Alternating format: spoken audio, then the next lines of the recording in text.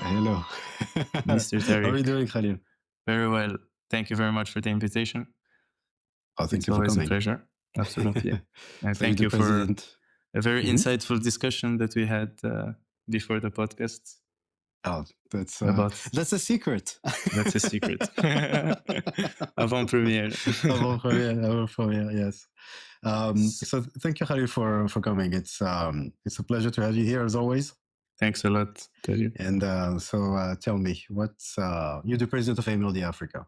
Absolutely. Yes, which is one of my favorite conferences.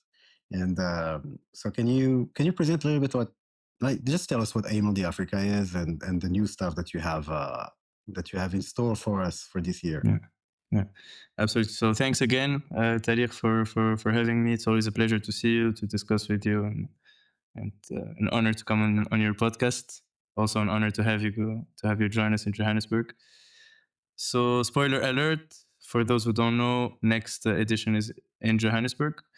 So, what is AMLD Africa? We are a nonprofit that was founded in a few years ago, in 2020 or 2021 in Switzerland by a bunch of students and alumni of African descent, and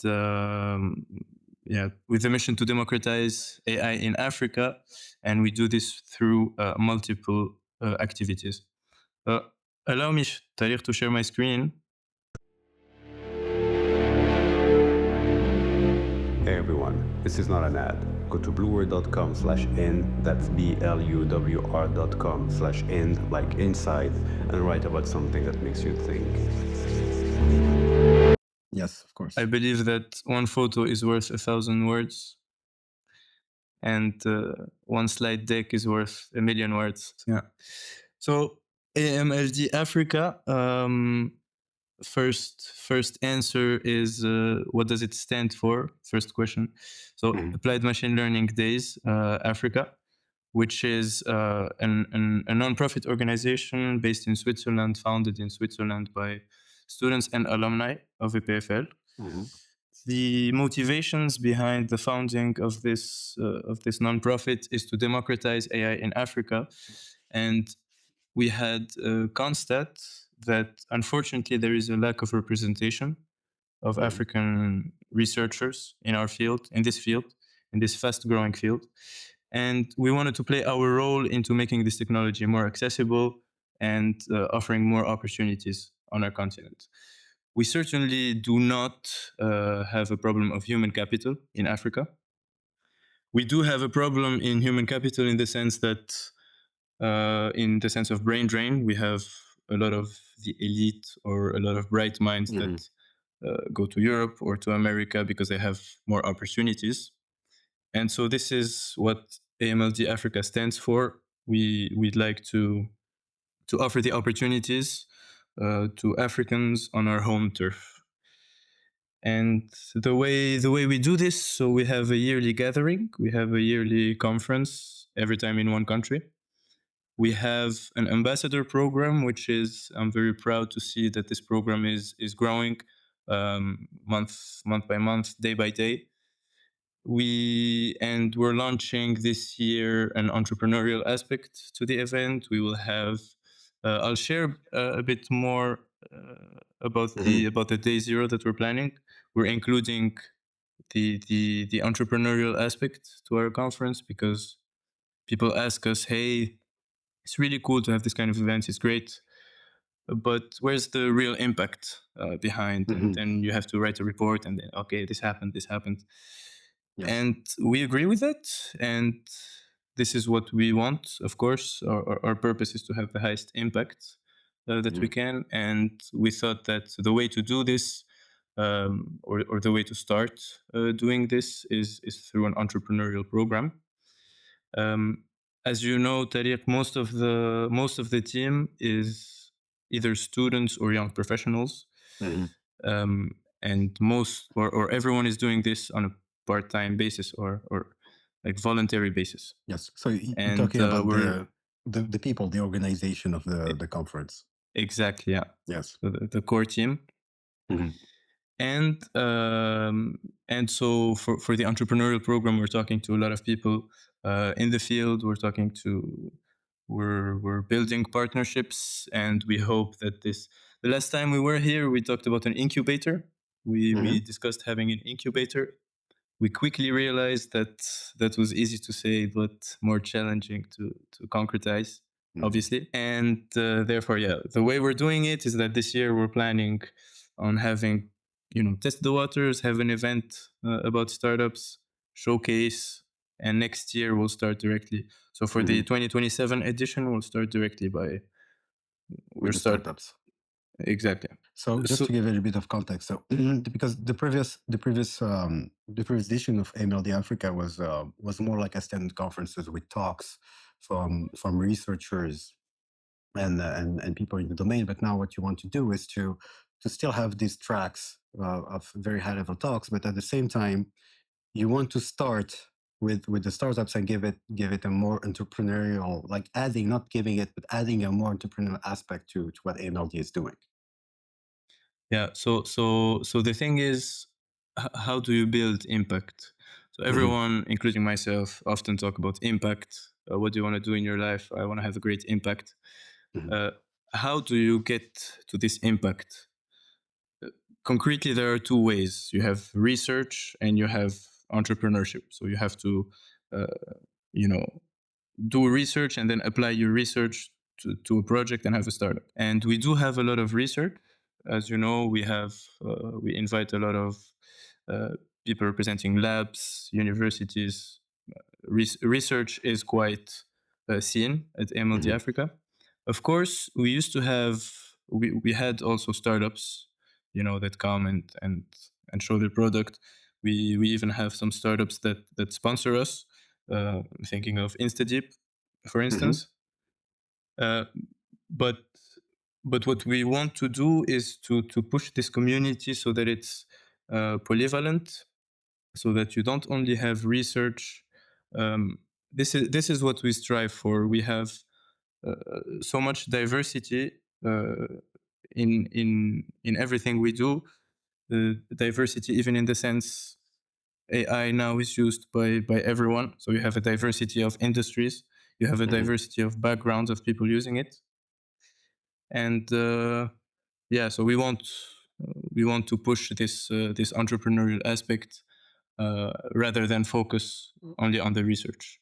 I see. And that goes with the mission of AMLD Africa, which is democratizing AI. Yes. Absolutely. And democratizing AI. So how do we do this? We claim to be inclusive. How are we inclusive? Because first, from a financial point of view, and this is a funny story because the first physical edition that we had in Marrakesh, the tickets were for free and like cost zero. And we had 4,600 registrations, which is quite impressive. But then we had only, quote unquote, only 1,000 something people show up and including the ambassador program, which is still great. But especially for second edition, like there was only the second edition. It was the first one in person, but it was only the second edition of AMLT. So getting that number of people is still impressive. Absolutely, yeah.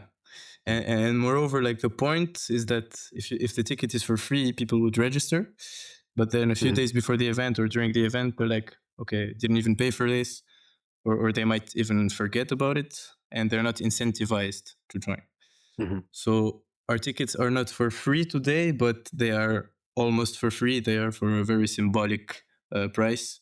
So a student today pays less than 100 South African rand, which is about $5, to come for 4 days, and lunch is included, and for 4 days to discuss with high-level people, including ex-director of Microsoft, including Time AI 100 nominee, including founders of AI institutes. So I would say definitely worth the $5. Yeah, sounds like it. But it's okay. So $5. And why did you decide $5? Why? Yeah, how did you decide on the price?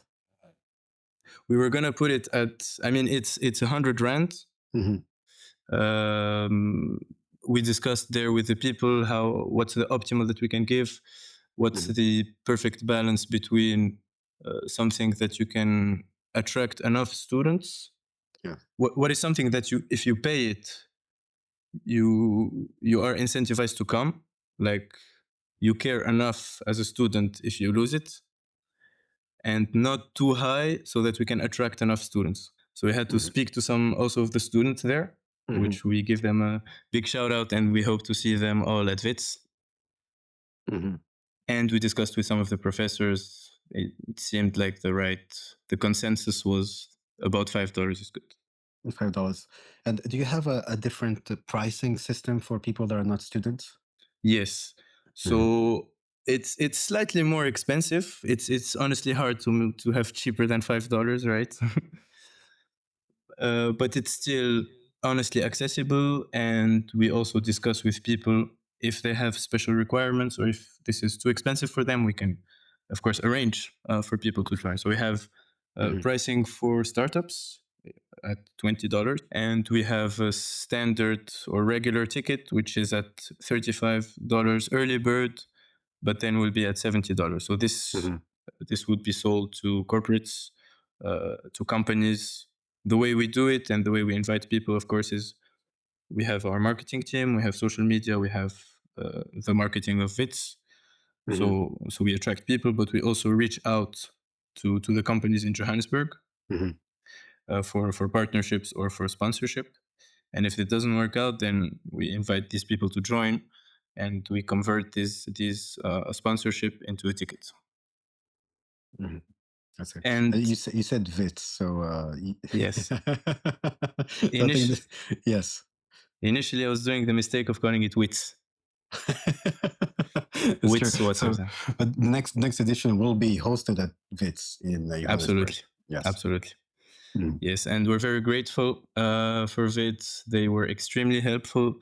Wits is actually, I'd like to congratulate everyone at Wits because the university was recently named, I believe, top innovator in Southern Africa, which is a great title to have considering all the institutions there.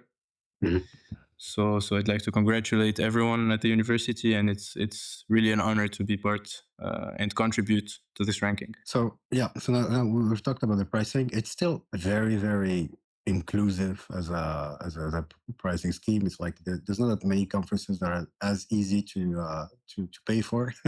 Yes. So, but that's probably comes with a lot of challenges, because I know that like AMLD. This is how I became a big fan of AMLD. Is it's really well organized. Like it's a conference that super well organized, and usually organizing places where most conferences don't go. So that comes with an added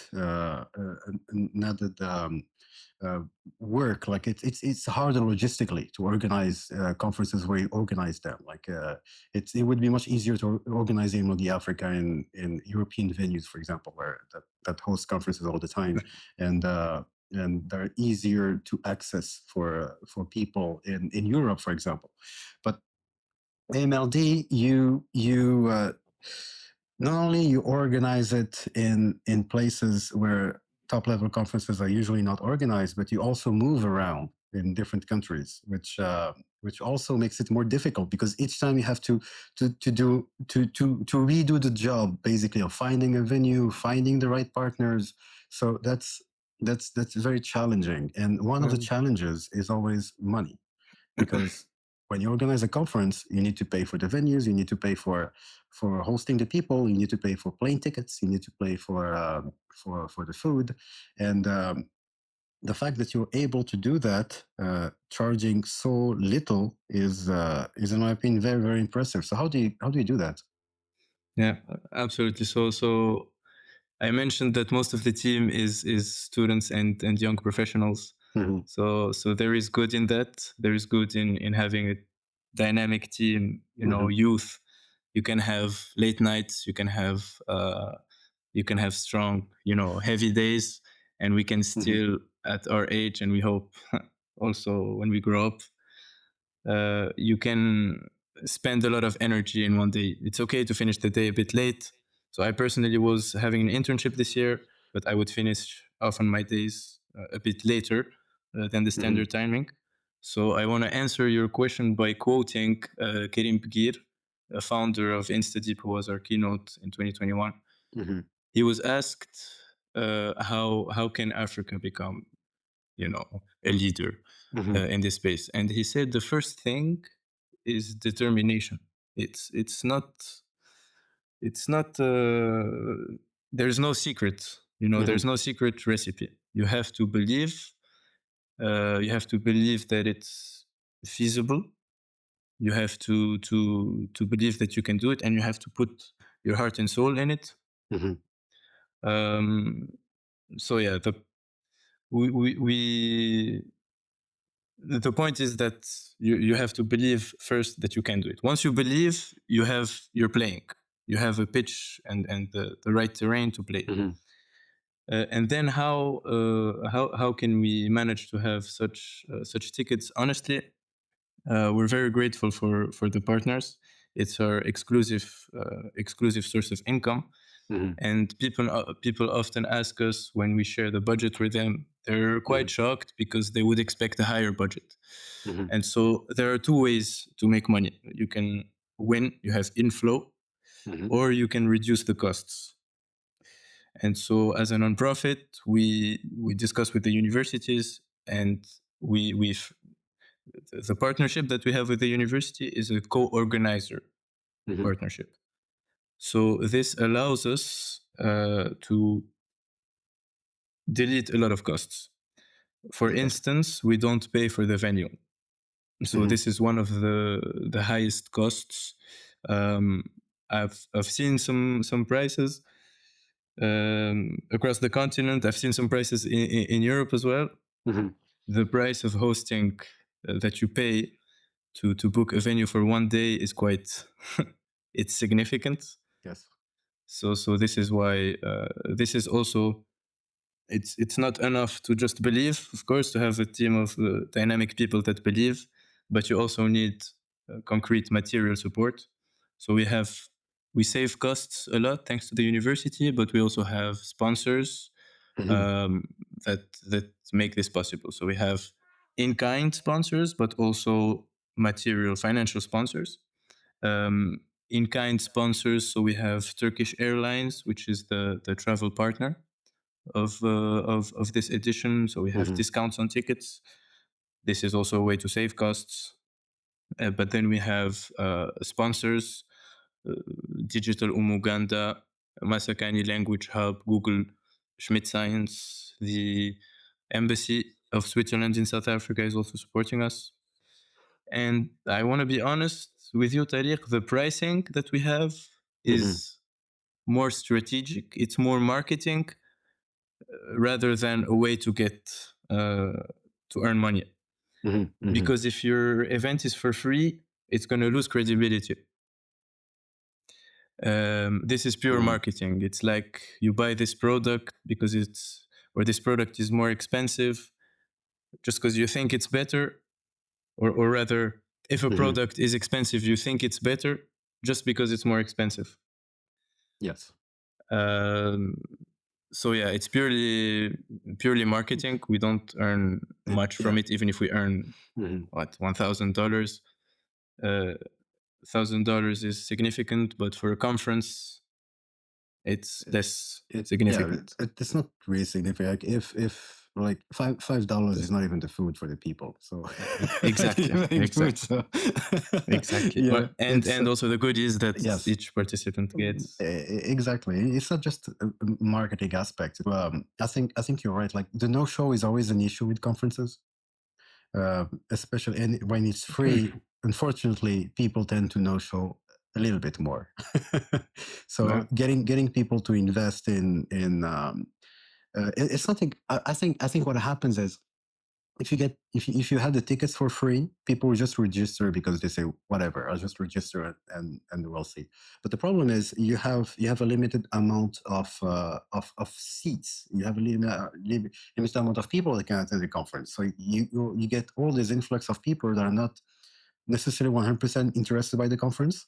Yeah. That would just register because it's free and then decide later if they go or not. But if you ask them to pay even a symbolic amount, you making hook them them. exactly, and you also make like it's a decision that people have to decide whether they really want to go or not before registering. So you enrich for people that actually want to go to a conference, and you're not necessarily diminishing the number of people that register, because those people that would they're just curious and they don't even know if they're going or not. They're taking seats that would be that would be better. Basically, they're taking seats of people that would actually really want to go to that conference. So by asking for that symbolic amount, I understand what you're doing. I think it's a very good strategy.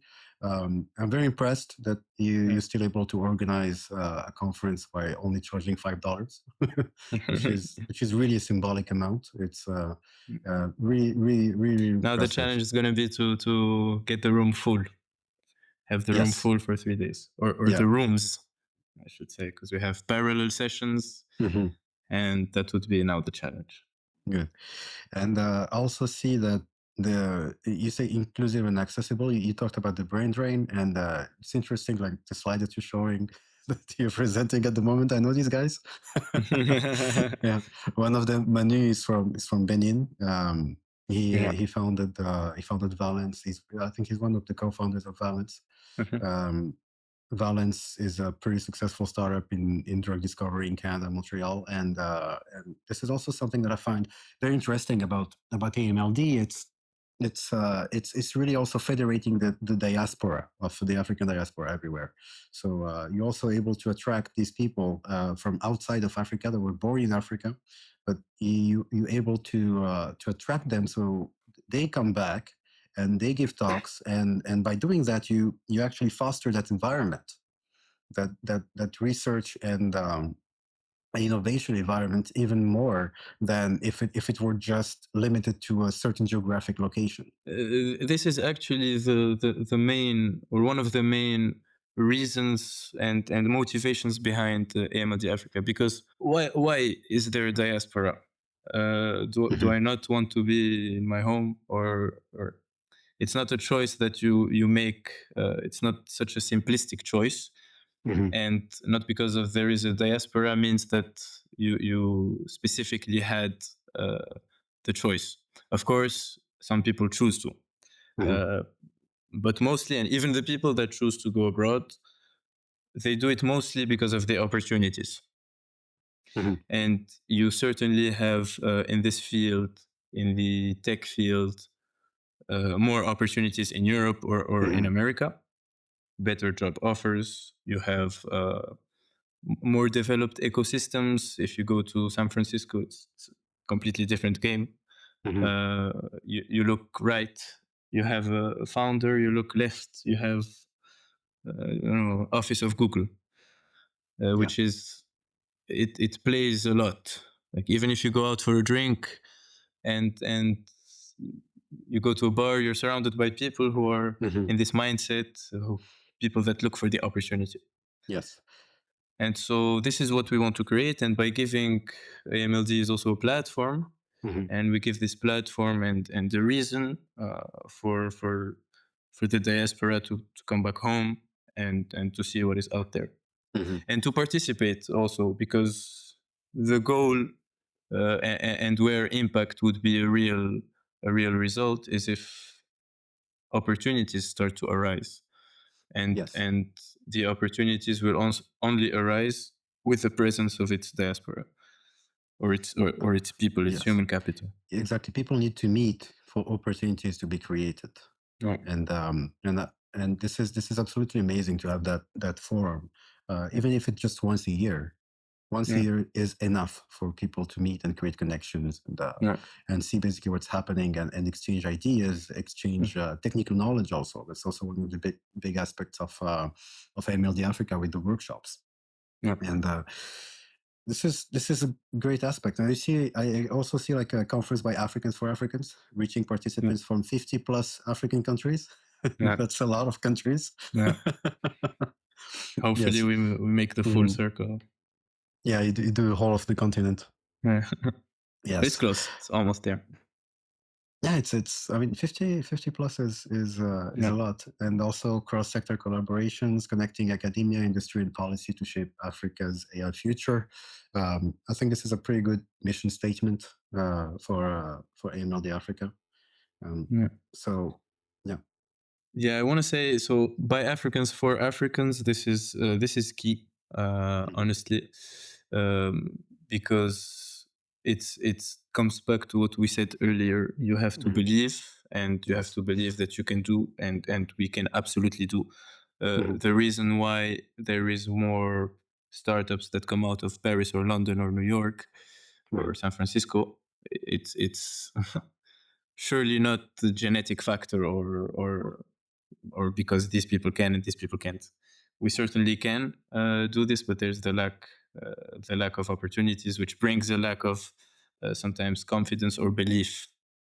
Yes. You know, and we also have non-African speakers, but the topics are always focused on African challenges, and the discussions are relevant to the continent.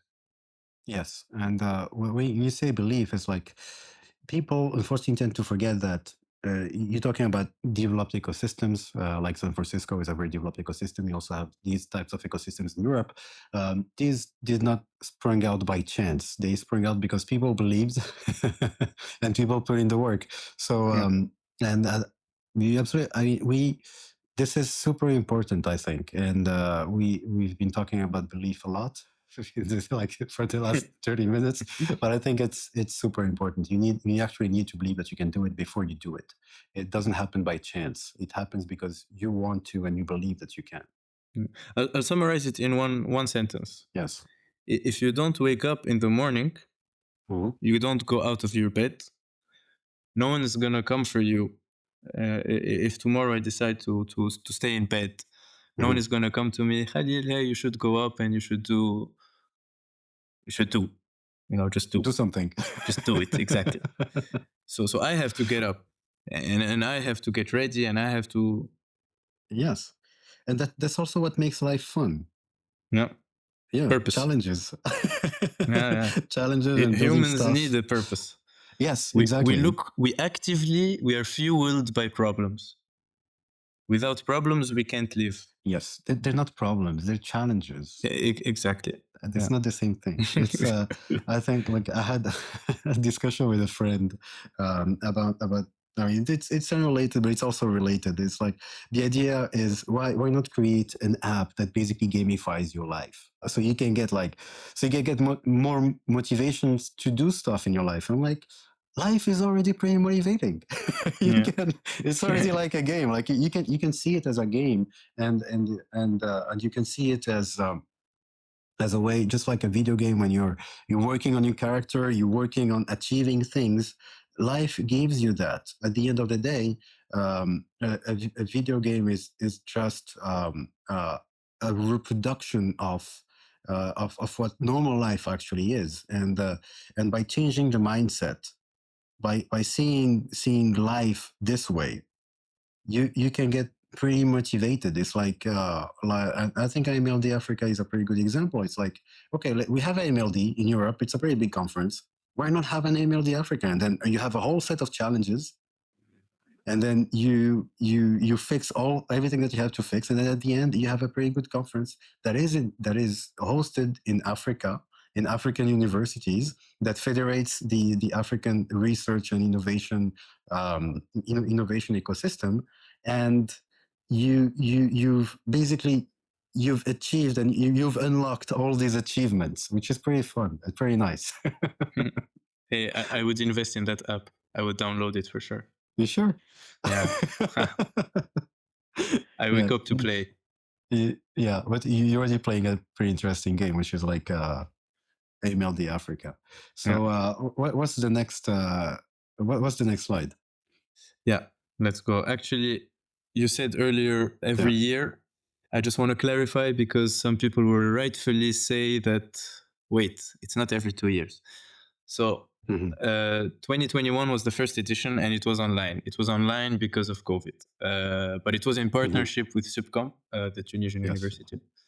It was September 21. And then in November of 22, we went to Marrakesh, to UMCSP, where we have Yes. more than 4,000 registrations. And then we realized that, so again, you have to understand that everyone is doing this part-time. Of course, everyone does their best, but we realized that 1 year was a Yes. challenge, especially when you're starting.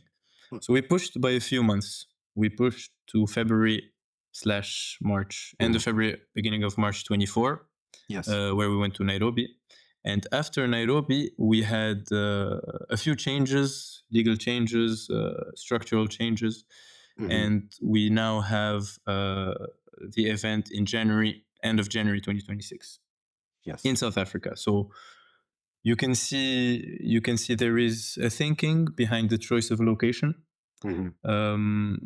Before we start to have more, let's call it, freedom of choosing the next country host, or like flexibility. So we started in North Africa. Most of the team, at least, used to be from that region. And then we went to East Africa, slowly growing the community. The logical choice was to go to South Africa in 2026. And I want to say that I had this discussion yesterday, actually. When we were in Nairobi, it was the Football African Cup of Nations. And now in Johannesburg, it will be also the African Cup of Nations, which happens every 2 years. But from 2027, it will be like, for the fans of football, like the African Cup of Federations, which is happening every year.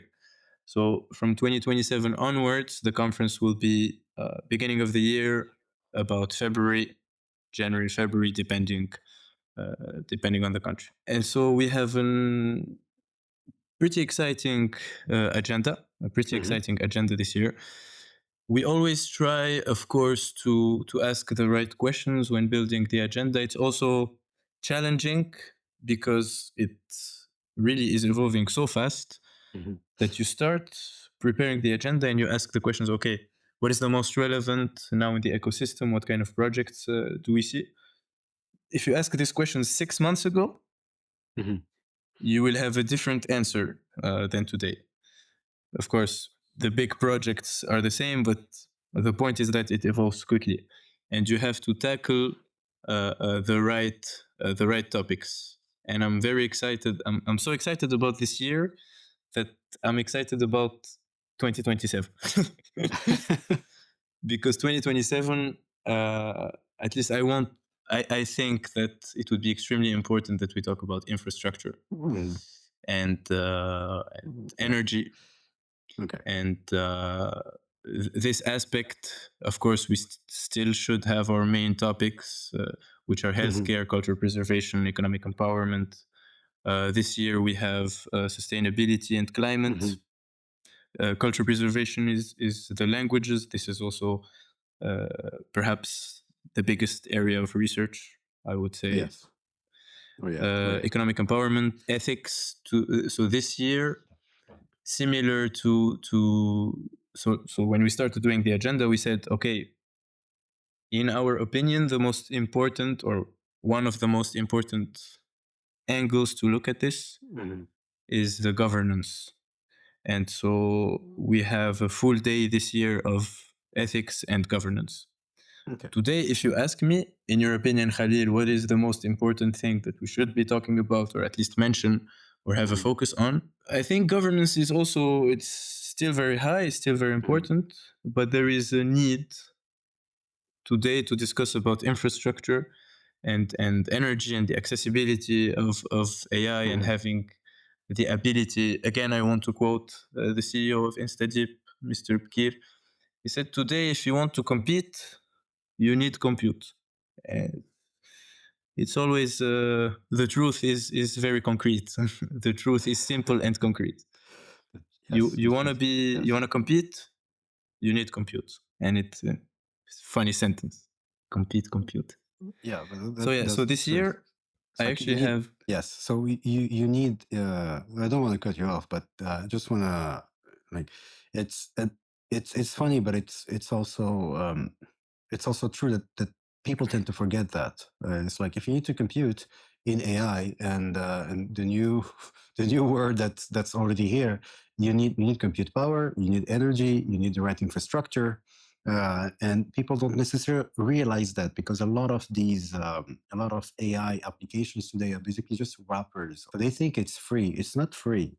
It's extraordinarily expensive. It's Nothing the is free. cost. Nothing is free, but this is absolutely not free. Like this is is super expensive. This is like as far as you can get as far as you can get from free.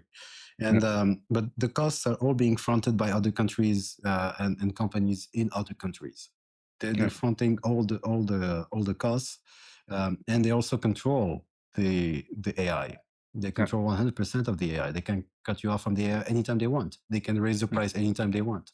So if you want to be able to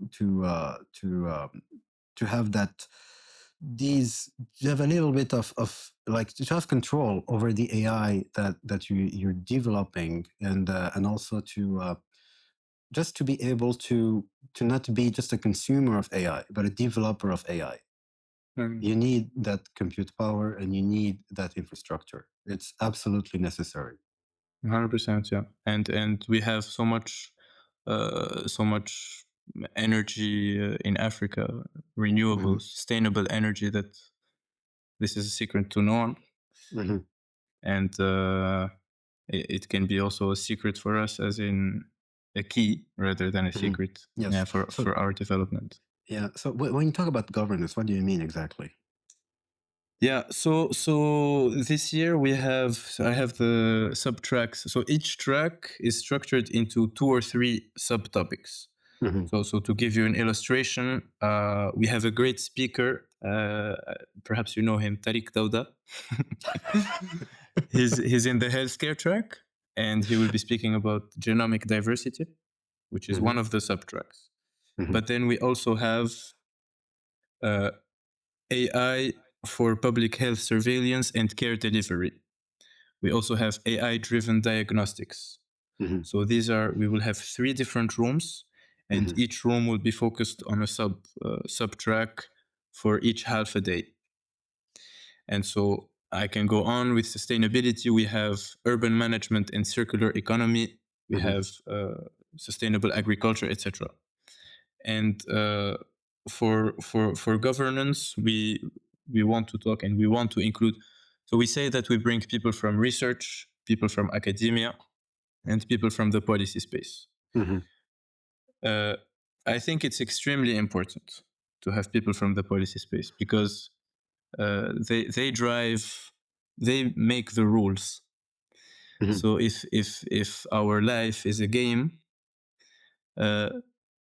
politicians are the ones who make the rules. They don't make the rules of nature, the rules of physics, but they make the rules of everyday life. So tomorrow you cannot, or right now, go out in the street and drive without a driving license, because those are the rules of the game. And in a metaphor, you cannot, I don't know, build a new technology without the proper governance. And we think it's extremely important to have that because of that reason. And the problem is that usually or often the people in charge of making first, it's a long process, to pass a regulation that will help researchers and that will push forward. It's a long process. You have to. It's very bureaucratic. But also there is a lack of discussions. There is a lack, sometimes in some places, a lack of the right guidance, which is, I don't want it to sound pejorative towards lawmakers, but you cannot be an expert in everything, and you have to be surrounded. If I'm the Minister of Sports, then I have to be surrounded by the best athletes in the country.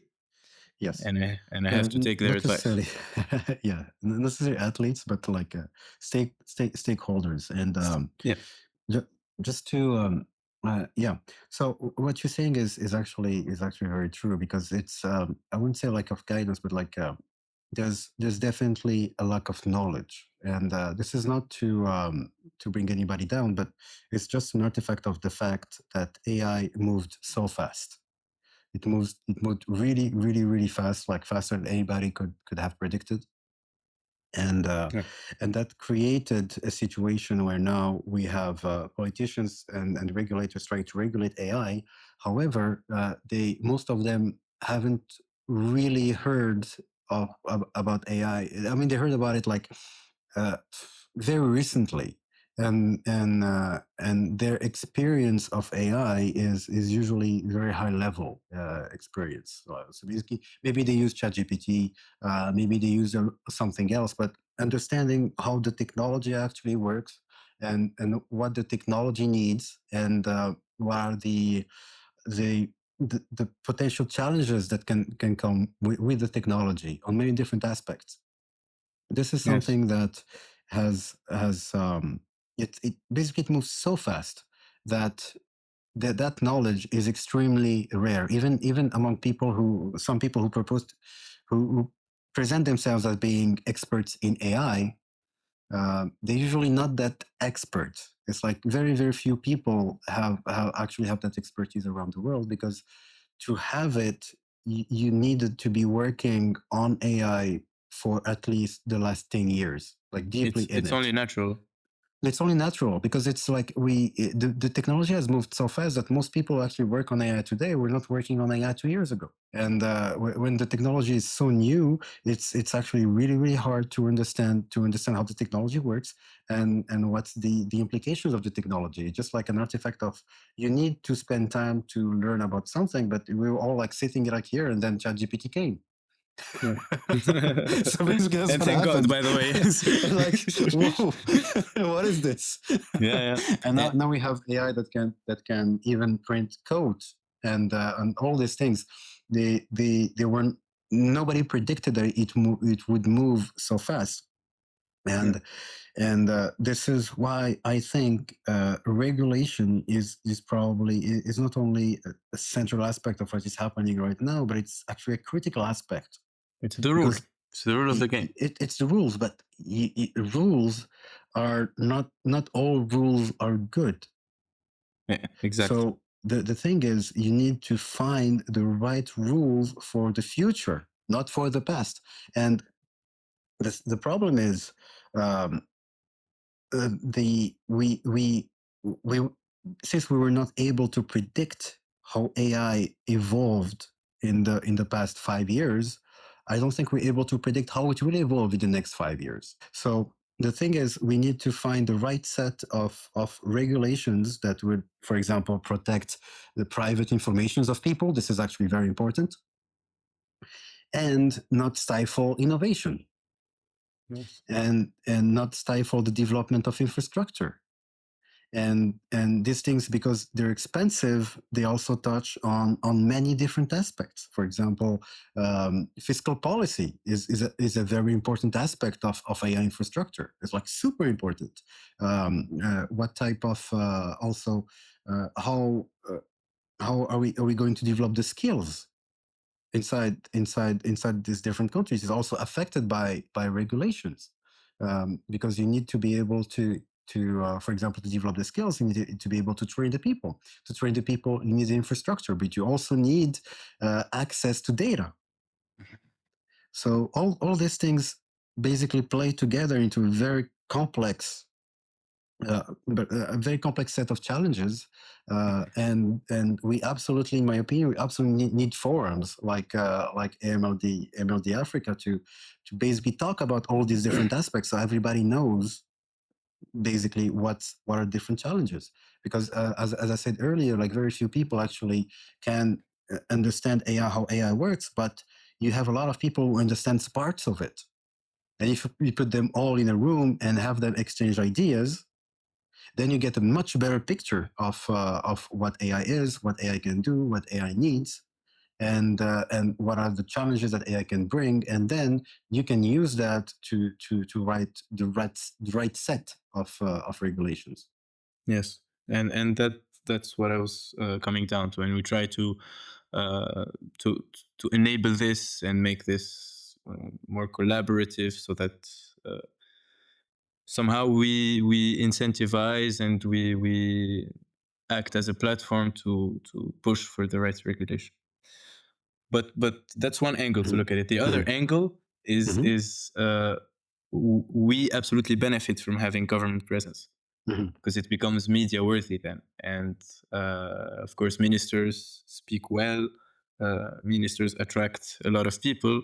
Ministers even attract media.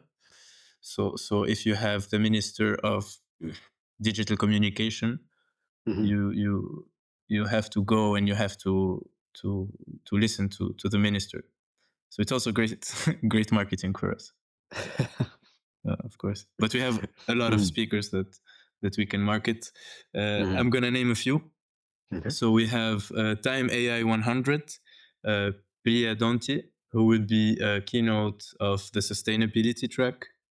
We have another Time AI 100, who is I want to call him a dear friend, Prof. Benjamin Rossman, who helped us for the organization of AMLD at Wits. Benji was nominated Time AI because of the Mind Institute, which is an AI center. So we will be having also a panel of AI centers. So South Africa has very solid research and very solid institutions. There is the AI center related to UCT AI Initiative, Cape Town. You have Vukosi Marifet, who was a keynote also last year, who is in Pretoria, and Mind, which is in Johannesburg. And so we're having a panel with these three, and Cape Town is Prof. Jonathan Schock. So we have also a very exciting panel with these three key figures of African AI. Yes. You talk about languages and culture preservation. You have to talk about Lelapa AI, be represented by Jade Abbott, CTO and co-founder of Lelapa. She will be a keynote. But also when you talk about culture preservation, you have to talk about Masakanye Language Hub, we are proud to call them a sponsor, similar to Digital Umuganda, a startup from Rwanda, who we are also proud to call sponsors. And we have a very insightful few minutes talk from Prof. Chilidzi Marwala, the Undersecretary General of the United Nations and UNU rector. So a lot of exciting. We have Charlotte Ngesan, CTO of Amini, one of the greatest startups in the continent.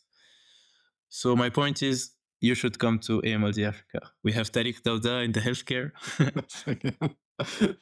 We have an ex-director of Microsoft, who will be a keynote in the healthcare track. This also shows a diversity. So we talked about by Africans for Africans, and we mentioned that there's also speakers that are not from Africa, but the topics are still for Africa. This could be a critic, honestly, but I think it's also good to have a few non-African speakers, because this shows, Africa is the mother of civilization, and our values, and I was discussing this recently, follow the Ubuntu philosophy, which states that I am because we are, and it pushes for interconnectedness and interdependence between one another. And so we're also happy to have the keynote of healthcare, who is Tom Laurie, who is ex-director at Microsoft. So extremely exciting lineup this year. Great. Great. Yeah. So what's next? What's next? Very. So I'm excited. I have to focus on this edition. I told you I'm so excited that I'm excited about 27. Yeah. I'm not gonna tell you who is the country host because I don't know. Next edition. Even I don't know. But you know about the region. Exactly. So and if we recap what were the 4 editions, one would guess which is the next edition. So to recap, there's North Africa, East Africa with Nairobi, South Africa. So if I had to pop quiz, I think the answer would be pretty clear. I mean, it's 50-50. Could be West Africa, could be Central Africa. That's true, though.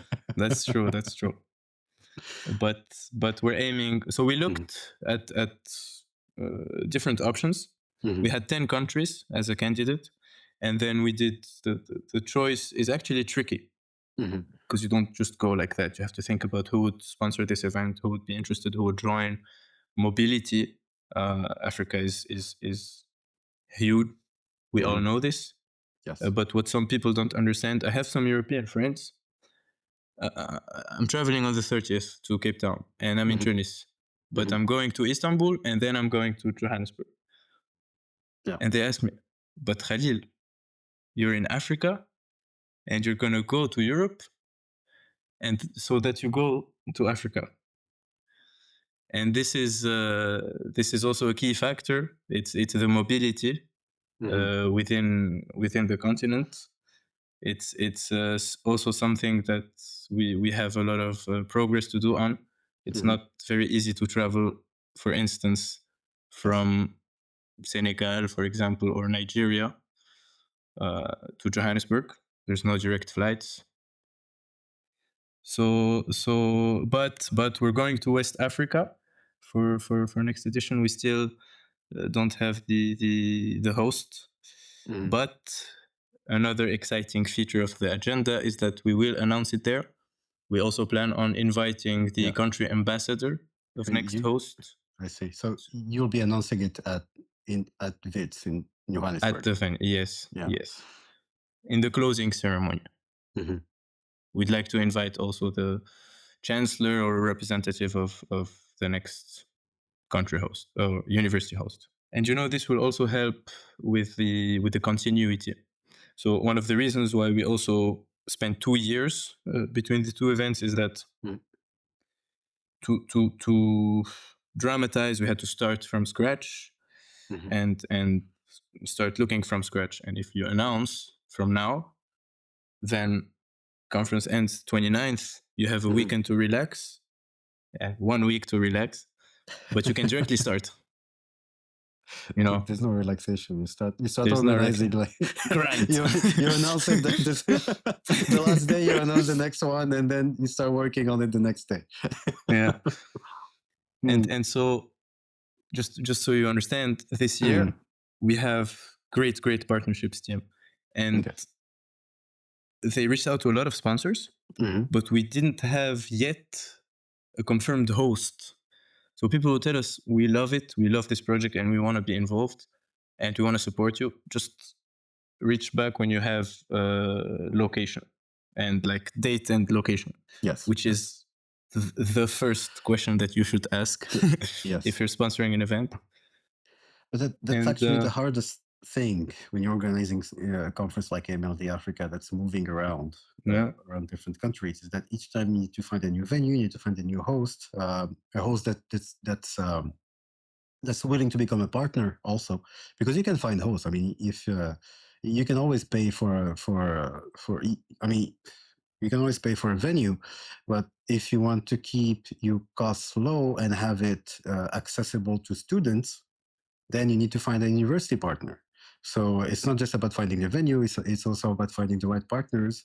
So I assume that this is probably the hardest part to because if you don't have that, you can't organize a conference. So I believe like the hardest first step is to find the right partner in the right country. So that's probably taking you a lot. Yeah.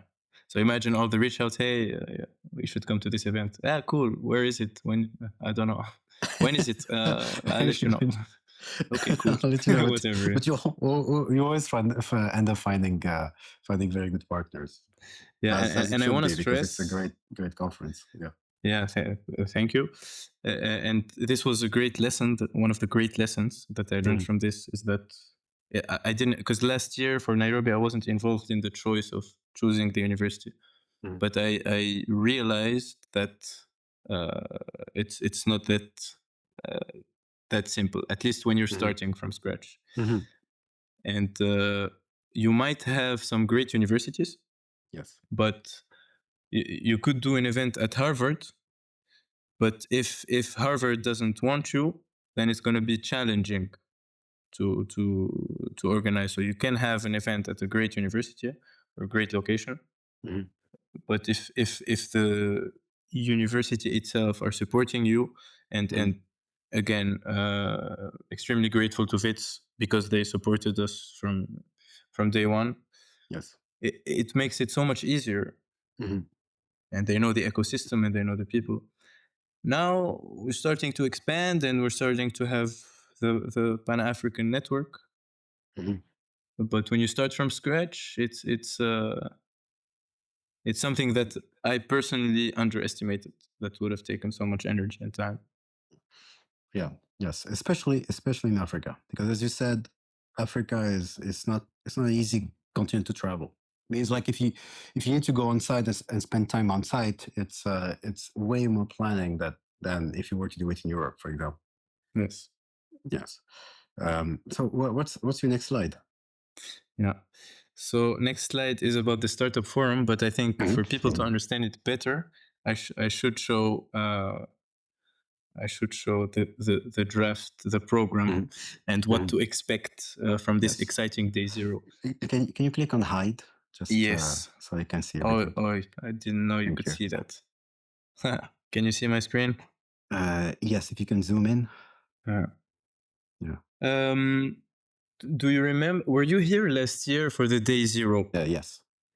So you might remember. Last year we had. So every year we try to innovate, we try to push forward, add something new, something to attract participants. Last year we launched Day Zero Community Day.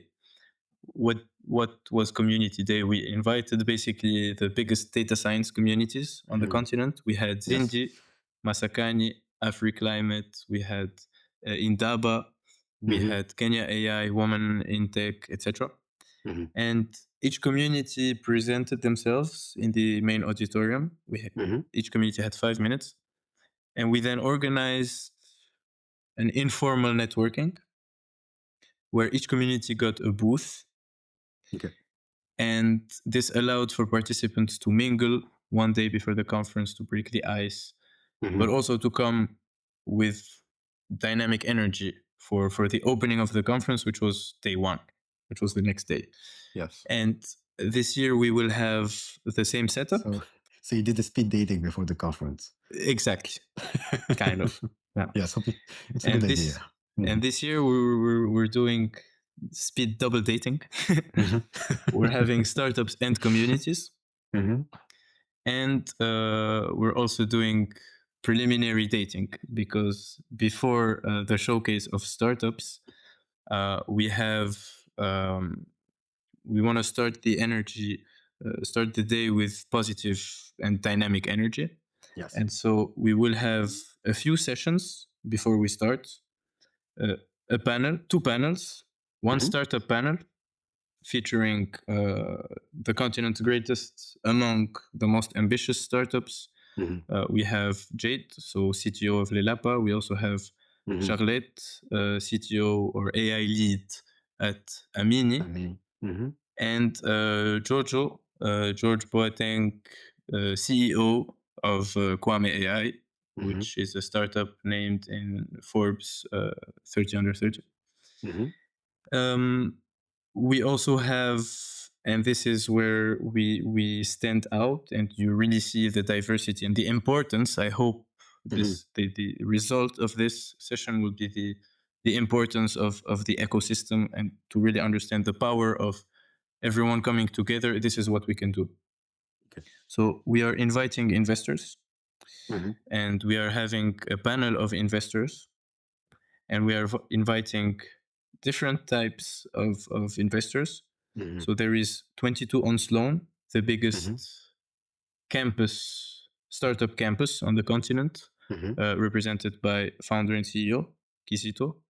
We're discussing with a Swiss family office, and we also are partnering with a network of angel investors called Josie Angels, based in Johannesburg. One representative of Josie, Keshni, will be speaking in the panel as an angel investor. And we hope to also invite other investors. And the moderator will be Hayat Hamena, who is a founder of an entity called Africa Bridge. And Africa Bridge is focused on secondaries, and she is a big advocate for the importance of secondaries, which is the basically resale of shares in a startup before you're supposed to do a round. And this brings liquidity, which is not a bad thing, but it's in general seen as a bad signal if you sell in the secondary market. And Hayat will be pushing for founders that this is actually a good idea. It's not always bad. And then we have the one-by-one presentations of the startups. The lunch altogether. We're offering startups Notion AI for 6 months. So if any founder is listening to this, connect, even if you're online, because you will have Notion AI for 6 months. You just have to come to AMLD Africa. To get Notion AI, you have to come for 30 minutes. But I think if you come, you will be hooked and you will stay. And you will see the community presentations. I think maybe you have to be a founder to benefit from the Notion AI. Just for clarity. And then we have the community presentations, similar to last year. We have Masakani again. We have Indaba X, South Africa. Galsen AI, biggest community in Senegal. We want to have AI Eswatini, not confirmed yet. South African AI Association, also not confirmed, but we'd love to have them. Okay, so you want to showcase basically the extent of the African startup ecosystem. Exactly, yes.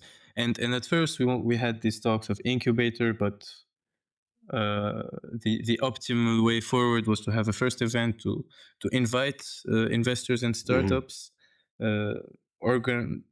get into this world, this venture world, this entrepreneur world, and use this momentum and bounce back and use the continuity to prepare something more tangible and more. Because here we don't promise anything to the startups, although you're reaching out to as you should, because it's not your role to promise anything to the startups. Your role is to create a forum where people meet.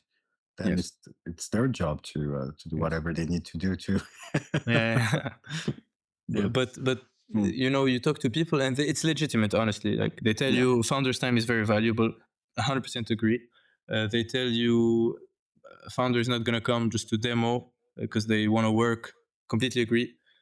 But I also think that founders can highly benefit from this because you meet other founders. We're tapping into the networks of a lot of communities.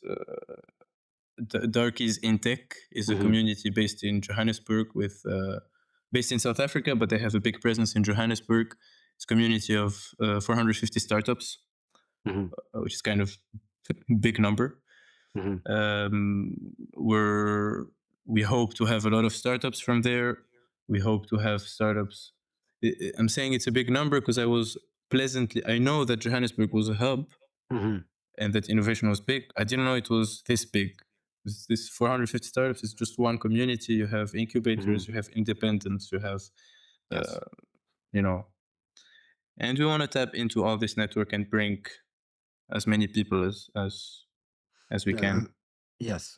It's all about connecting people, the right people. That's it's okay. So it's good. So you have the startups, you have the investors. Investors is a new thing. I don't know. I don't think you did that before. I think it's the first time AMLD has investors. Yeah, it's a first. Investors is obviously a very important thing. Yeah. No investors, no no startups. I want to stress though that investors bring the money, but it's not only the money. It's not only about the money. It's money is a tool. It's a great tool to push forward, but there's also the mentoring that comes behind. There's the the network effect of the investors. That is true, and from what you've shown, I think just the mentoring aspect is actually very, very important. So if you're a founder and you're looking for mentors, you can probably find the mentors you're looking for at AMLD Africa. Yes, absolutely. And you can get connected, and we're discussing with investors to organize even private sessions, because we're going to have small rooms. We're going to have a demo room, so startups will be demoing. So yeah, very, very excited. And if you're a startup and you're in Johannesburg and you haven't heard about this event, please visit our website and join. And what's the website? Yes, what's the website? Great question. Great question. So website, we worked on the SEO, and now if you type AMLD Africa 2026, you'll have it. You have it first. So just to so people for the people listening, it's mlafrica.org. Yes. Machine But Learning even Africa. if you type like AMLD Africa 2026, you will have it. But the link is mlafrica.org. Yeah. Yeah, perfect. So yeah, we have an exciting video that you can watch, and you have the details of the track. So AI for public good, ethics, preservation, NLP. I think two of the most fascinating things that you can do in Africa is working on NLP and genetics. So like it's so diverse. It's amazing. It's so diverse, and it's definitely where I see that there's the most work being done. And the proof of it is that you see here we have three topics, but culture preservation, there is big focus on language identity. Language identity and NLP, yeah. 2,000 language on the continent. It's crazy. It's like every type of language is. Today I even learned that Derija is not a dialect, and it's actually a language. That's what I think. Okay, so can you? I'm excited for this one. AI for economic, I know, because you that's your word. That's where you're coming from. I'm more excited about the genetics. But we can talk about the economic empowerment. But before we do that, can you just go quickly on the speakers that you had before, the speakers that you're having today? Yes.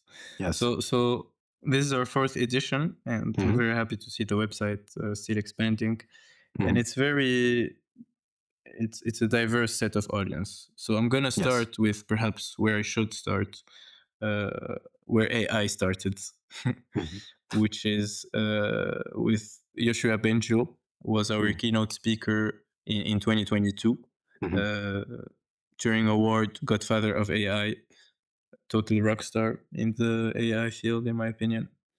We also had Minister in Morocco, Minister of Digital Transition in Morocco, Oracle, IBM, so global companies, but also Mila Institute, ambassador at the European Commission, OCP, also big African companies, super big, Novartis, and all kinds of African startups, African universities. So that was 2022. 2024. 21 also, we had Kerim Kir, so CEO and co-founder of InstaDeep, UNESCO, OCP again, Google, AI Center, EPFL also. And then in 2024, we had a lot of speakers from East Africa, which is also one of the perks of going to a new place. You tap into the ecosystem there. Because 2024 was in Nairobi. Exactly, Nairobi. And so Vukosi, founder of Deep Learning Indaba, one of the biggest communities in Africa, founder of Lelapa AI, founder of Masakani. also rockstar. I'm a big fan of Rikosi. Darlington Akogo, who is the CEO of Mino Health AI. Novartis, but again, there's this guy, Tariq Dauda, UM6P. We had, different kinds of startups, universities, McGill, Noor, who just like to congratulate this speaker who got raising for her startup, Noor Ghadia. So yeah, and this year we have. So I'm also a big fan of Chilidi Marwala. I think he's done a great work for the continent. But we also have people like Jacques Ludic, who is an angel investor. For the people listening, can you tell who these people are, what they do? Absolutely. So Chilidi Marwala, UN University Rector and Undersecretary General of the UN, meaning the only person above him at the UN is Antonio Guterres, the Secretary General of the UN. So Prof. Chilidi is the big deal, and he's coming to AMLD Africa. Jade Abbott, who is the Keynote CTO of Lelapa. Samuel Segun, who is talks a lot about safety. He will be the keynote of the AI for Ethics track. Of course, Benjamin Rossman, Time AI 100, and director of the Mind Institute. We're proud to say that Google is again sponsoring us, and we will be having a keynote from country director of Google, Mr. Kabelo Makwane, country director for Google South Africa. Jonathan Schock, the interim director for the UCT AI initiative, will be in the panel with Benji and Rikosi. We have Gina Itsikovic, who is representing Netcare. Netcare is the biggest for-profit healthcare provider in South Africa. We also have Microsoft, Gilles, who is at Microsoft. Bruce D. Walker, who did a lot of work for AIDS. Charlotte, who will be also keynote. Tom Laurie is the director of the Reagan Institute and at Mass General, MIT and Harvard. Yes. And worked a lot in South Africa. Bruce. Tom Laurie, who is keynote and director at Microsoft, ex-director. Oh yeah. Please go visit the website and get your tickets. Get your tickets. You see the biographies of all the peoples mentioned and many, many more. Exactly. So if you click, and then you can even go on their LinkedIn. Perfect. And the ticket link is, you will see it. It's on the top left. Yeah. Join the event. Wits, yes. South Africa. Wits. Yes. Funny story. Sorry to interrupt. We did to announce. We did the video with AI, so it was AI speaking, and I wrote, when we wrote the text. Yes. We wrote Wits, like W-I. Yes, and it said. So it pronounced Wits.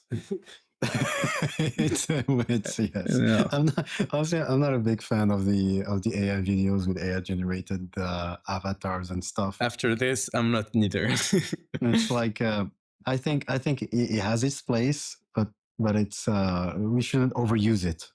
Yeah, and but sometimes it gives a nice. It can give a nice touch. It gives a nice touch and also prestige. I don't know about that. Because like when I do spend some time on YouTube, when I see that videos that are AI generated with AI voice are not getting like people are starting to complain in the comments. Yes. Yeah. Yeah, so, I see what you mean. It has to be concrete. It has to be not long, for sure. And it has to have the point, get straight to the point. Yeah, straight to the point. But there's also an authenticity aspect that's also super important. And so if you're presenting something, it's better that you present it yourself because it's your thing. If you say if you use an AI avatar with an AI generated voice, it's like having a mask. It sounds a little bit fake. Yeah. So I see what you mean. Yeah. Also in the age of LLMs, quantity is cheap, but quality is not cheap. Mm-hmm. So yeah. Quantity, quantity is it's an economy of scale. Like quantity always becomes cheaper than quality. Like, that's why like supercars are super expensive. Yeah.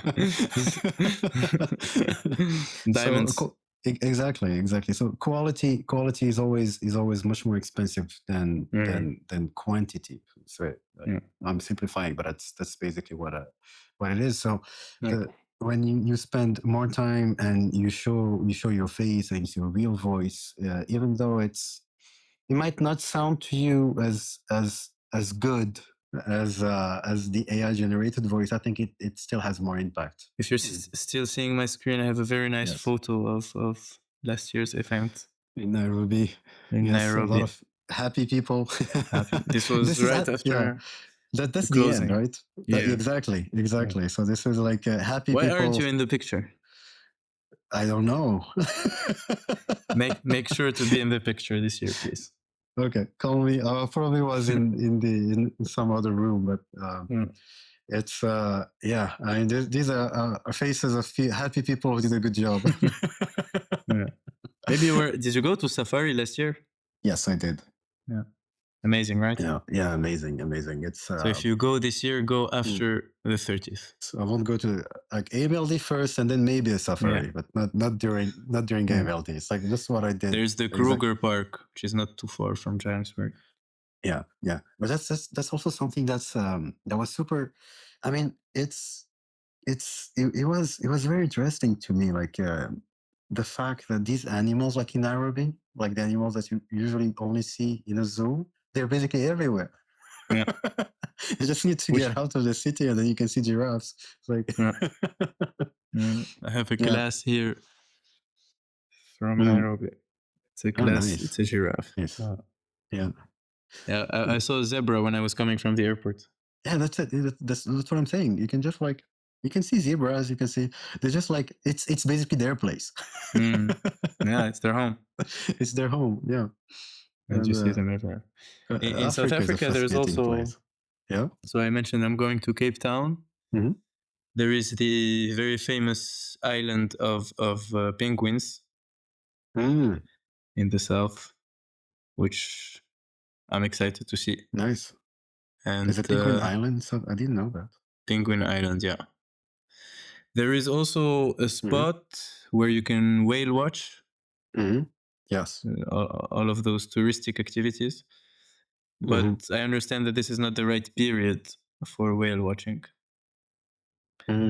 Because of the currents, and the whales do not pass from there in January. They're somewhere else. They're doing something else. Yeah. they're busy somewhere else. Yeah. I'm not sure. I think it's because since it's summer there in South Africa, the currents are warmer. And the whales perhaps move more north. I see. In this time of the year. I see. I'm not very... I don't know much about whales. Yeah. You should go to South Africa and watch them to learn. I've seen some whales. Like I've seen whales, but like once or twice in my life. But I'm not a very versed in whale behavior. Yeah. But you have some in Morocco. If you go in the... I've never seen whales in Morocco. I've seen sharks, but I've never seen whales. Yeah. So Khalil, let's talk a little bit about your background. So where to start? You have to start from the beginning to understand the history and the future. You have to see the history. So I grew up where I am today. I'm in Tunis right now. I went to French high school here. I then went to Switzerland to study economics. Everyone thinks I'm an engineer or that I went to EPFL. It seems like I always disappoint them. Oh, you went to EPFL? No. Look here, that's interesting, because how did you end up president of AMLD Africa if you didn't go to EPFL? Yeah, in a very African fashion. A few of the co-founders were friends, and we also saw this it was the first event did quite a bit of noise in the community in Switzerland, but also here in Tunis. And so I learned quickly about AMLD Africa, and I was hooked. I was intrigued, and I was a student in my bachelor in 2021, and I said that this is something that fits. I have the time now. This is something I definitely should do. I am also a big fan. This is gonna sound very generic, but I love Africa.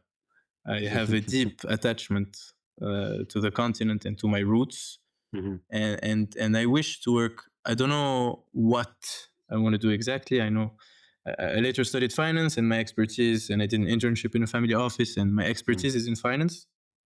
So I know that I'll probably be working in finance. I don't know what I will do exactly, but the impact I want to bring and the efforts and the energy that I want to spend them on my home turf, on the continent, something to benefit the continent. And so it was a great fit to join AMLD, and it shows also that you don't have to be an engineer or a data scientist to be in the discussion. We talked about the government earlier and the lawmakers. This is an opportunity. AMLD is an opportunity for them to be part of the conversation. So you have to, you're kind of obligated to get into the conversation when it comes to AI. Yes. You can't not use AI today. Every single product that you use, there are countless metaphors about AI, but in this context, the most fitting one I would say is the internet. It was the revolution of the internet, and quickly everyone who had access to internet used internet, and today everyone who has access to AI is forced to use AI. It's using AI, but the internet took decades, so it wasn't that quick. Yeah, but if you have access or no, even if you have, I mean, still like the .com bubble was in the 90s. In the 90s, most of Africa didn't have internet, so that's true. But they didn't have access. That's why. Yeah, the infrastructure wasn't there. So AI is moving way faster than internet, way faster. Yeah, that's true. Yeah. Another nice metaphor that I like to oversimplify AI, and I say it's like a chainsaw. And I went to this seminar at my university. I told you about the board governance, and we talked about this case where imagine you have four. What do you call the people that break the trees? Butcher? No. Lumberjacks. Lumberjack, thanks. Yeah. So 5 lumberjacks give each one of them a chainsaw, but one of them give him just a tree cutting thing, axe. Yeah. And clearly he will be like, the others would already finish, go to sleep, and he's still hitting the tree. He wants to cut. Yes, but he would look better. Physically. Yeah, physically, definitely. Physically, for sure. He gets a better workout. For sure. Yeah, I see what you mean. It's he gets more fun as well.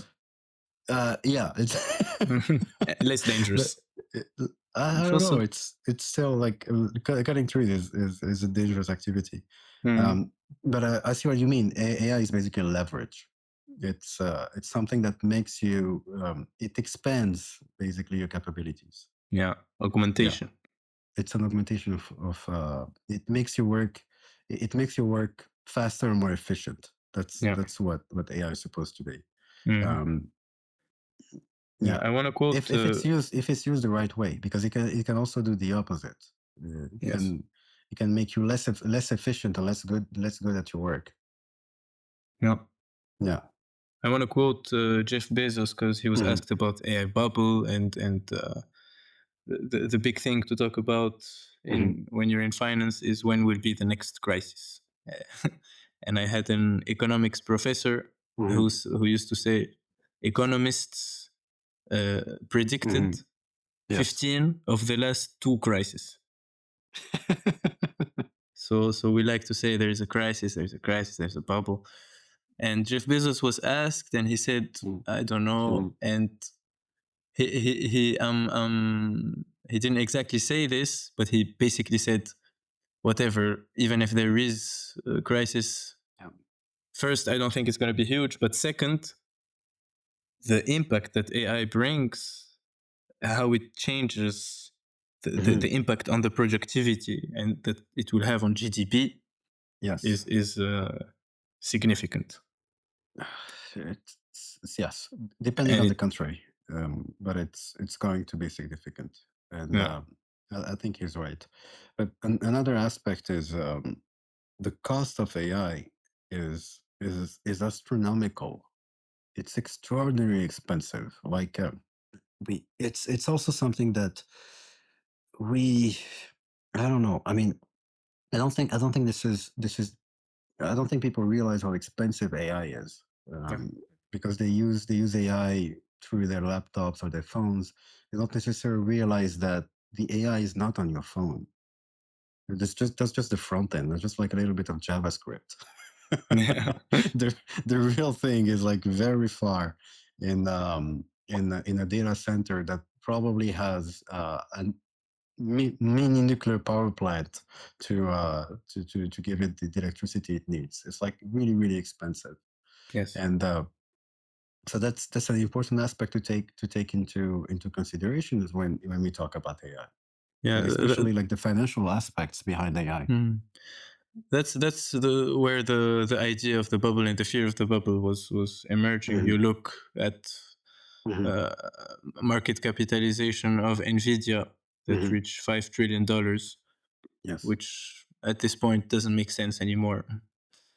Like $5 trillion value of one single company, which is Nvidia, which it kind of makes sense to me. It makes sense, exactly, which is dangerous. Not dangerous, but scary.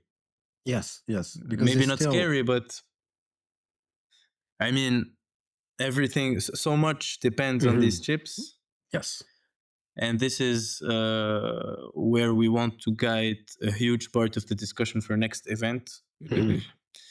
It's extremely important. All this money. There is also sustainable ways of doing it. By sustainable, I don't only mean better for the environment, but also more concretely with our resources that we can do, because we might not have companies that are worth $5 trillion because they are making the best chips.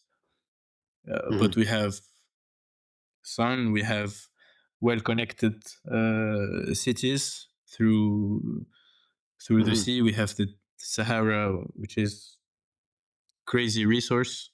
If people are not familiar with the amount of energy that the sun only in a few square meters in the Sahara can generate, I advise them to check the scale. This is definitely a topic where we're lacking, I believe, as a continent, and is so critical that our independence depends on this. Yes, and I think also. I mean, this is a work in progress. I'm still thinking, but I don't think the traditional dichotomy that we have between developed and developing countries is as relevant as it used to be. I think all countries are actually developing countries. Because if you stop the development, like the rest of the world doesn't wait for you. So all countries are actually developing countries, but you have some environments that are more favorable, which is why I'm a huge I'm for multilateralism. Yes, because you benefit from here, you benefit from there, and they benefit from you. And that's the point that exactly the point that I was coming to is, you might think that you don't have the right resources to develop. However, it's not necessarily true. What you might have is let's say like a point of view issue, where you're trying to apply a model of development that doesn't apply in the context where you're at, geographically or culturally or anything. So when we talk about Africa, I think it's extremely relevant, because Africa is extremely diverse when it comes, for example, to the geography of Africa. And so we talk about the Sahara Desert, but there's also, like, right below the desert, there's a huge forest. There's a huge tropical forest, and you also have like big mountains. And I mean, Africa is extremely diverse geographically, which means that it's also notoriously hard to traverse. Like we talked about airplanes, but driving to Africa is even more is even more of a challenge. So, and that means that the tried the models of development that have worked elsewhere cannot be applied to Africa just because of the geography of the continent. And that also means the way we handle electricity. For example, you talked about the Sahara Desert, but maybe the best electricity model for Africa is not the centralized model that we found elsewhere. Like you have a big central that generating electricity for a lot of people. Maybe it has to be distributed. Maybe it's a lot of small things. Maybe it's peer-to-peer electricity generation. It's all these things have to be explored. Maybe the best way to ship goods through Africa is not necessarily to have like in other countries, to have like big trucks moving around for everything.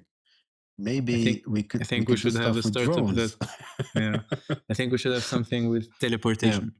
And the teleportation would be amazing. The teleportation is like, we create teleportation. I think that's what we should be working on. Yeah. let's get teleportation. Let's get teleportation to the masses. We do a hyperloop across all the borders. I don't know. I don't know, because I don't know what's inside. Africa also has one very important geographical aspect of Africa is that it's a pretty high continent. Like it is high in terms of elevation, and that has very important impacts. And one of the impacts is that there's not that many places where you can have a port in Africa, and that's actually a very, very significant thing. So how do you manage it? How do you ship goods? How do you ship people? How do you ship information? So information we can do through internet. So internet access, I think it's paramount for Africa. Electricity also, like we have to find ways to get reliable electricity to everybody, and also shipping. I think drones could be massive in Africa, massive. Yeah, and for agriculture, for different topics, completely agree. And this, I think there is an issue for drones in regulation. To come back to our topic earlier, I think the regulation towards drones first is not harmonized, of course, but also is stricter in some places. Yes, that's true. That is very true. Yeah. But it's very interesting what you say about the ports and the elevation. I didn't know that, but I want to add and mix with what you said about diversity, that we have landlocked countries. Do we have double landlocked? I don't think so. Maybe Central Africa, maybe. Yeah, I have to check. Yeah, I don't know. Check like the African map, but yes, there's landlocked countries. There's landlocked. There is places where you have to cross forest, desert, river. Mobility. Mobility is a challenge. I won't say it's an issue. I think it's the opportunity to develop new ways of exchanging that are probably more efficient than the ways we currently have. And when we say we, I don't mean Africa. I mean like everywhere in the world. I think it's a challenge. It's the opportunity to develop new ways of shipping goods, of mobility of people, of mobility of ideas. I think technology has so many potential applications in Africa. So many potential applications. But for that, we need to start thinking differently. We need to start thinking of Africa as it is, like in the way it is, like geographically and everything, like the way Africa is, and then try to find the right models with the technologies we have. And if we don't have them, try to invent new technologies or new ways of using the current technologies. Yeah, I have a question for you, which doesn't have a correct answer, but just want to get your opinion on this. When do you think? So I'm thinking of this because I know someone in Switzerland who is working on a project or wrote his thesis about a project, hypothetical, that would build an underground hyper train, so very fast train, Yes. that would link Geneva and Zurich, and this would make the shipment of post, of people, etc., extremely fast. So today, to go from Geneva to Zurich is about minimum 3 hours or 4 hours. Train, car, plane. I mean, plane is 1 hour flight, less than 1 hour flight, but you have to go to the airport. You have to. Yes.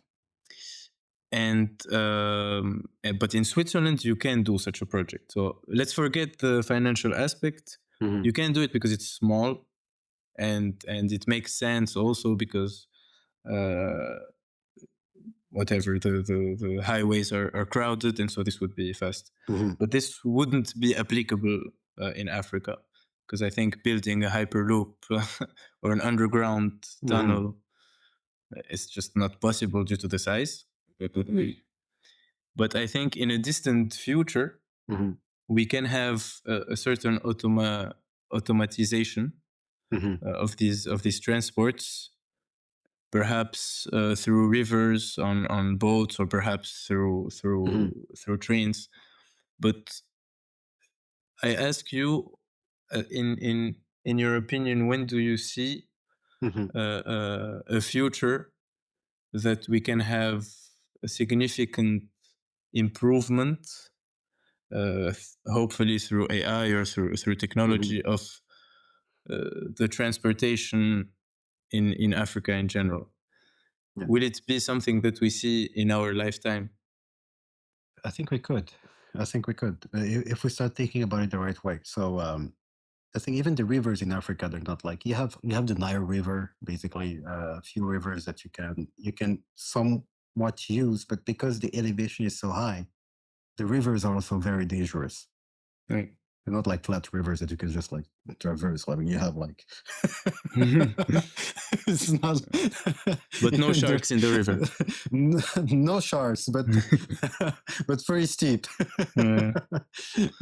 You can have crocodiles in the Nile. Though. You can have crocodiles in the Nile, but it's big crocodiles. Yes, they're not that easy to navigate. I think from my understanding, and this is still thinking in progress, but I think the only space that's like the best space to use for when it comes to Africa for moving stuff is the air, because the ground is so difficult, and not just the ground, but also the sea, the ocean is also difficult, because you can't have that many ports because of the elevation.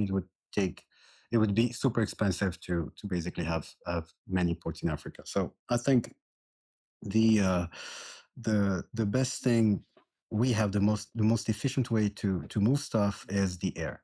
The problem that we have is air needs infrastructure. You need airports, but they don't have to be big airports. Like if it's joint airports, they don't need to be that big. So there's that problem, infrastructure. But I think the big problem is an energy problem. That would require a lot of energy, and energy that Africa doesn't have at the moment. And the reason why Africa doesn't have that energy is because it's not gathered. Like you talked about the sun in the Sahara Desert. This is one example. But if we can find a way to make energy cheaper in Africa, I think this is the number one thing that's going to really help the development of the country. Maybe we have this as a topic in AMLD Africa 2028. Yes, energy. Energy definitely next year. Yes, definitely next year. I think energy is a bottleneck. It's really the bottleneck. If you can get the energy, you can power up anything. I agree. All the stuff that you need. Yeah. Absolutely. cheap And compute. energy. Yeah. And Because compute. it brings computers. Yes. But yeah, 2027, definitely energy will be main topic. 2028, who knows where AI will be by then. Maybe we will have AI and transportation. Oh, AI would organize than 2028.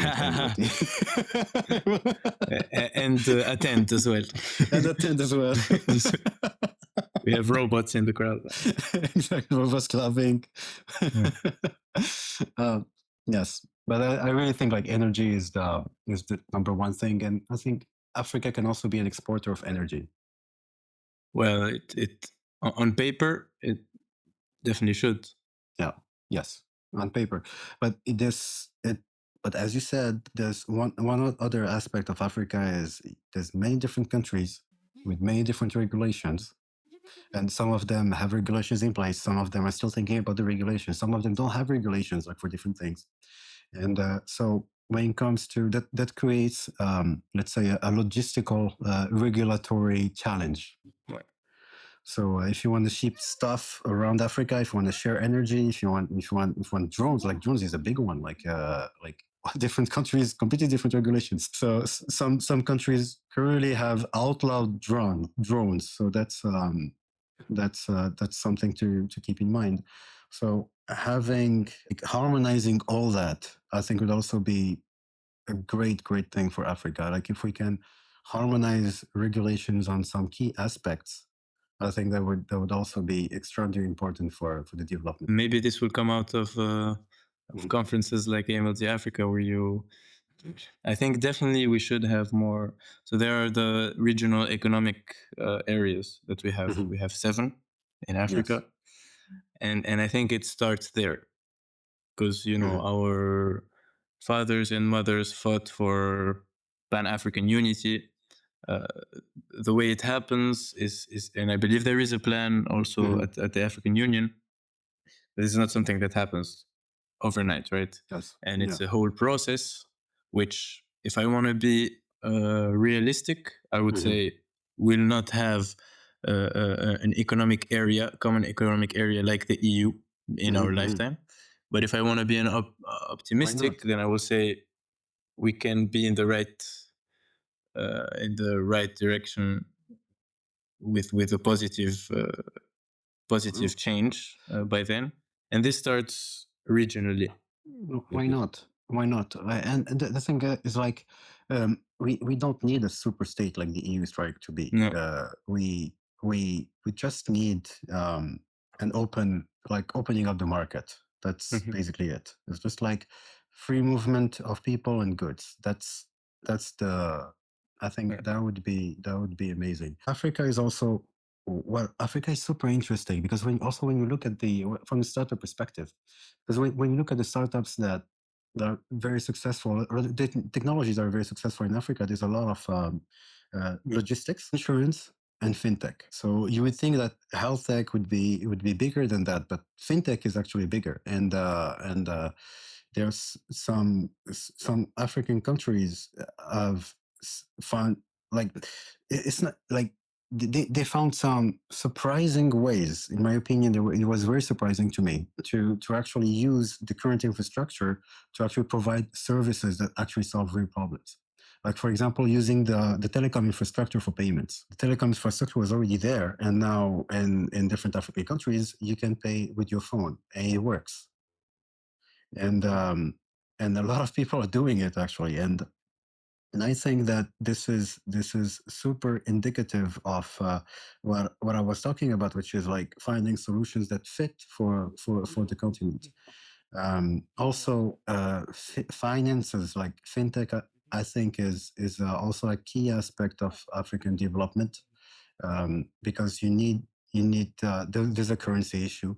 It's like it's a big one. It's like you have different countries, you have different currencies controlled differently. So paying from one country, paying someone for another country, if you're not in the same zone, is usually a regulatory challenge. Regulatory takes time. It's expensive as well. It takes time. It's expensive. However, we do have technologies today, FinTech technologies, that will allow that. And built here. Yeah. and built here, yeah, and or expand on what has already been built in other African countries, and that would be a first. I think that would be a first step. Like if we can get the financial regulations to be simpler, and I mean there are some companies, some payment companies. Their whole business model is just like helping you ship money across Africa, because it's that complicated. Yeah. So and it's that necessary. There is a lot of demand to do all these transfers. Exactly. Just transferring money. If you can transfer money, get the financial regulations synchronized, get the fiscal regulations also synchronized, because that's also a big aspect. If we can fix that, I think that would be an extraordinary leverage for development in Africa. Because absolutely. now, and this can only start regionally. Yeah. Yes, it can start regionally. This is like now we're touching more on new field of expertise, finances. I managed to move the conversation. Yes, but it's I think it's where it's like a big part of the conversation should be around that, because energy and finances, I think, should be, and finance probably the first. Yeah, probably the first, because if you don't have like movement of capital, of currencies, it's very hard to do anything. I mean, it's a polyvalent issue, right? You have to talk about, everything has to come together to we have an output that we want to reach, or like a destination. We have to use what we can gather to reach that destination, and some things are very valuable in helping you reach that destination. You have the expertise, mix the good financial resource with the good expertise, and you have a very smooth way of going to your destination. So yeah, AMLD 27 energy. We're gonna have some fintech this year. There is actually one startup that is working on exactly what you're talking about, of moving away from a system of, I believe even moving away from, moving from the SWIFT and allowing fast transfers without high costs. I think instant payments even. Across different countries. Yes, I believe they're starting in South Africa, but their wish is to go abroad. So I'm very excited for ZakaPay. Their name is ZakaPay. Okay, that's interesting. Also, because one of the big things that's been happening in the recent years is we've seen worldwide a change in the quote unquote corporate structures that people are using. So more and more people are starting to work from home, and more people are starting to freelance. And what is happening is that a lot of countries actually don't have that, don't have the necessary regulations to allow for that. So for example, in some countries, there's a maximum salary like transfer that you can get if you're not an employee of a company. So the money should come to the company, and then the company should pay you. So if you're freelancing, that's an issue. Also, if you have a company, you can discount a lot of things from taxes. So all your means of production are you're paying less taxes on them. So if you need the computer, you buy it through the company because it's a means of production. Without that computer cannot work. The electricity, the rent, all that. So imagine you're freelancing. So you're buying the computer full taxes, you're paying electricity full taxes, you're paying your rent full taxes, and all that. None of it is deducted. So and that actually is indicative of how basically like that shift from people like having like this either like very very small company, like even people freelancing and being like companies of one, has not been predicted, and not even Some countries don't even have the right legal framework for that. And this is, in my opinion, this is just a trend that's going to keep continuing and just becoming bigger and bigger, especially because of AI. Yeah. Because now AI allows you to do so much stuff alone that you couldn't do before, that it makes much more sense to open up your own freelancing business, and you can probably be very effective and maybe make enough money just doing that. So as AI is becoming bigger, I think we also need like more, like, let's say, like more flexible regulations for people that are working like freelancing, and that means payments. Like they must be able to be paid, and the framework has to be easy enough to understand so that they don't go necessarily to the black market. That's absolutely another financial aspect. I love it. we should do more of this. No, I see this, and I saw this because we did, for the startups, we did a campaign on LinkedIn. We used this tool, and we did a list. We filter basically title founder and title based in Africa. And I saw so many startups that were created this year. I believe it's significantly more than what was done pre-AI. I shouldn't be guessing which one is going to be successful, which one is not, but I think we can safely assume that, of course, they will not be the most successful startups in the world. But the point is that, yeah, I hope so. I hope so.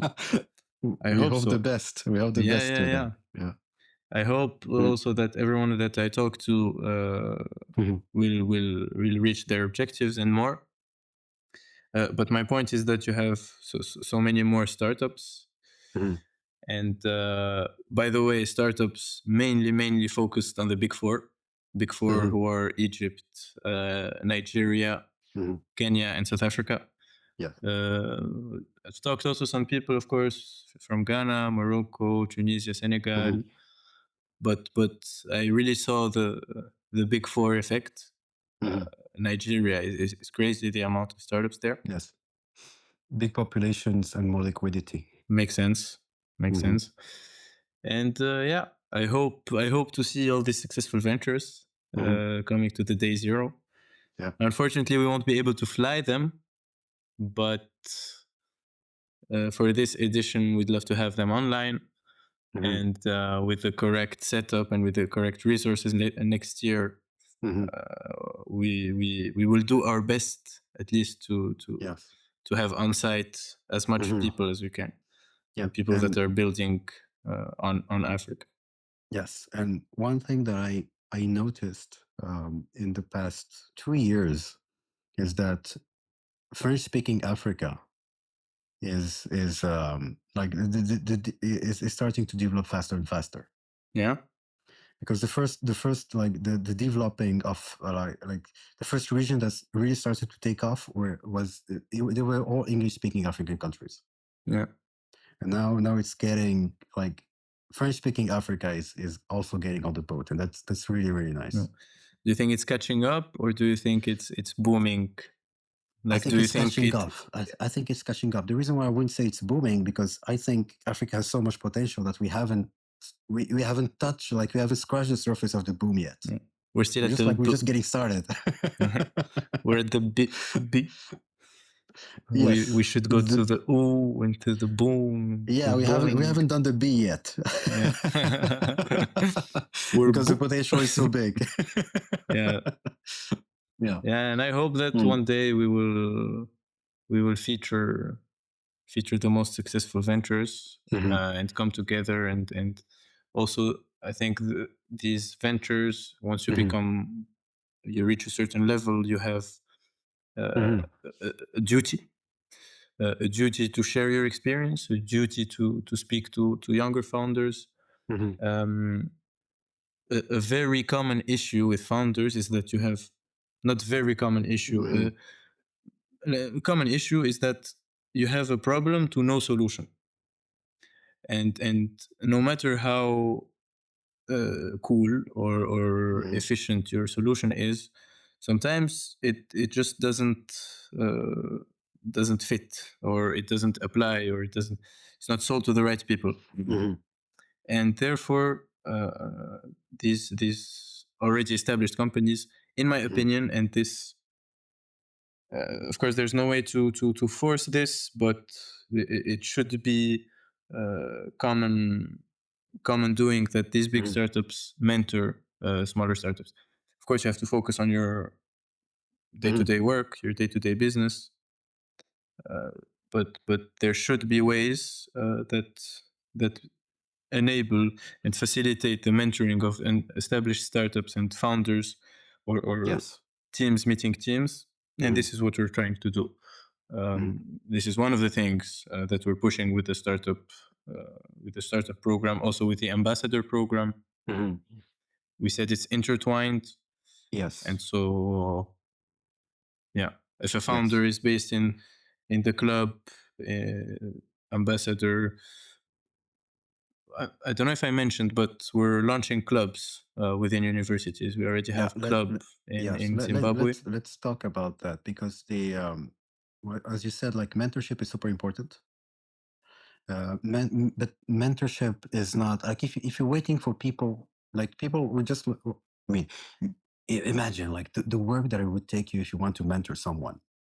If there's no infrastructure, it's like you wake up one day, it's like, oh, I'd like to mentor someone, but who?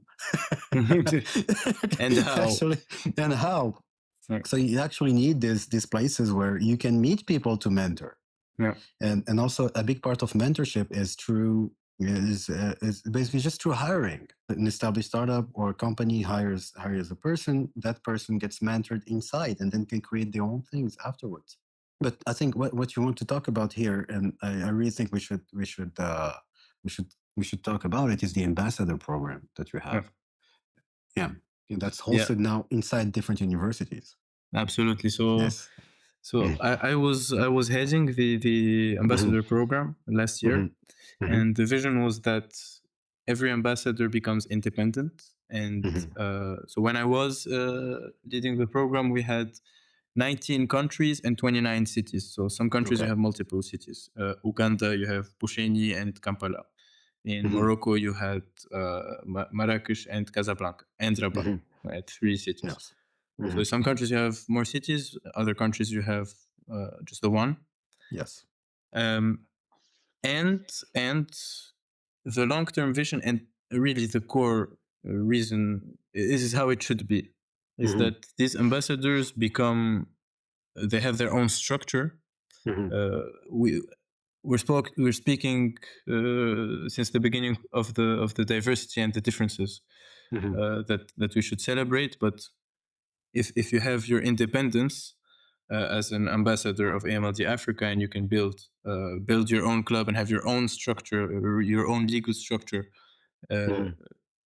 you get to use social media and promote as you wish. This is the initial vision, and this year we're very proud that we're starting on this. The first club that we have is in Zimbabwe. We call it Node by AMLD Africa. So this is Node Zimbabwe by AMLD Africa. We're looking at establishing other nodes already in Nigeria. We're looking in Tunisia. We're looking in Morocco. We're looking in Ghana, in Madagascar as well. And the idea behind this is that, so if you're the ambassador in Madagascar, his name is Tilavo, by the way. Also, shout out to all the ambassadors of AMLD Africa for great job throughout the year. And today there is more and more freedom, in the sense that if they want to organize an event, they can do whatever they want. If they want to get sponsorship from someone locally, for a company locally to do their thing, they can do it. And we have way more activities, because last year the program we had a few events, but the main thing was the broadcast of the conference, which is Yeah. also very cool. So it's while the conference is happening at Wits, it's also happening simultaneously in 20 or 30 universities. Mhm. But this year the program is way more active. So the last 2 weeks or 5 weeks there was a 5-week hackathon or 6-week hackathon in Eswatini, Mhm. ending this week or that ended last week. We had events in Nigeria, we had events in Uganda, and communities are getting built. And this is the idea. Mhm. And if we make each node become an association of the university, of a club of the university, then there will be continuity even there. Mhm. And perhaps they would collaborate with each other. For example, the Tunisian node and the Moroccan node, or the Zimbabwe and South Africa. Mhm. And this is the idea, and this is the vision, and this is how we hope it will look. Then you add the entrepreneurial aspect to this, and you have a nice platform Mhm. that allows you to mentor. So perhaps you can have program, or you have a mentor that applies, and you're interested in AI, so you're anyways in the club, but then you have Mhm. your new venture.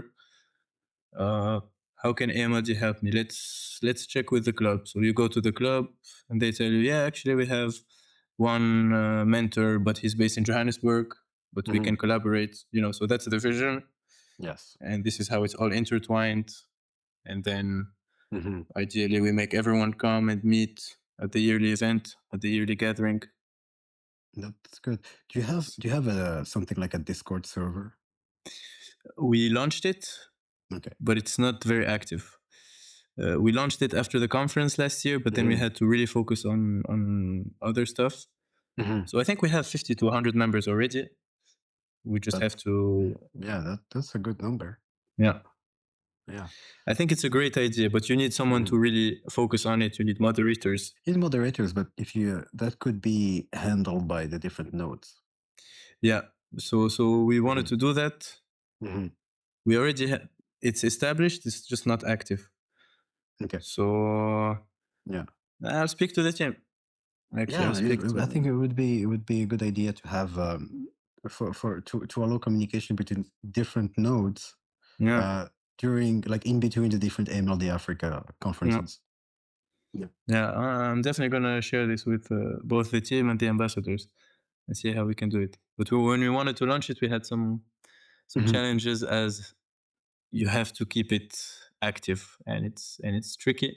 Mhm. But we did a few channels. We did the Mhm. memes channel. We did the news channel. We did, Yeah. and But you can center it around the nodes. So the news will be yes, nodes news, and what made Mm, me think of it is maybe you have the node in Zimbabwe is looking someone is looking for a mentor, and they don't have a mentor for that specific that specific topic. industry. But exactly, but maybe the mentor is in Ghana. Maybe the mentor is in South Africa. The Discord could be a way to connect them.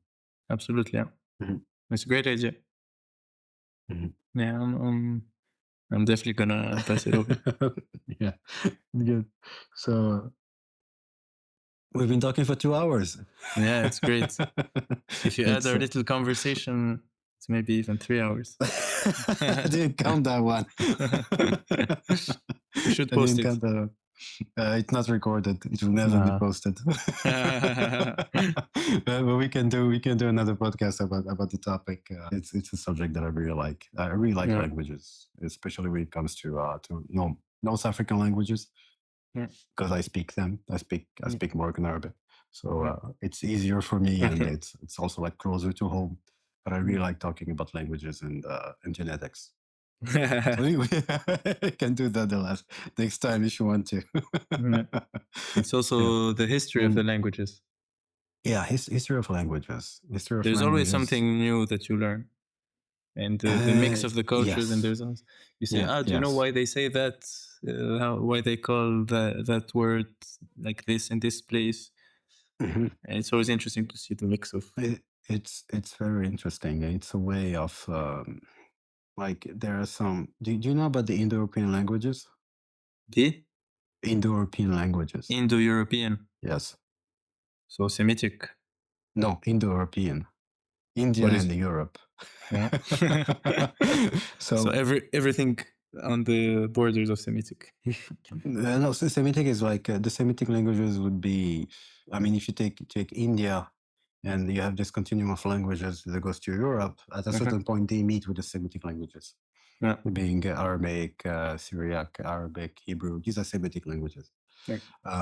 But the Indo-European languages are family of languages, and actually the languages, most languages of India, not all of them, but like Hindi, for example, is the same family as English and French.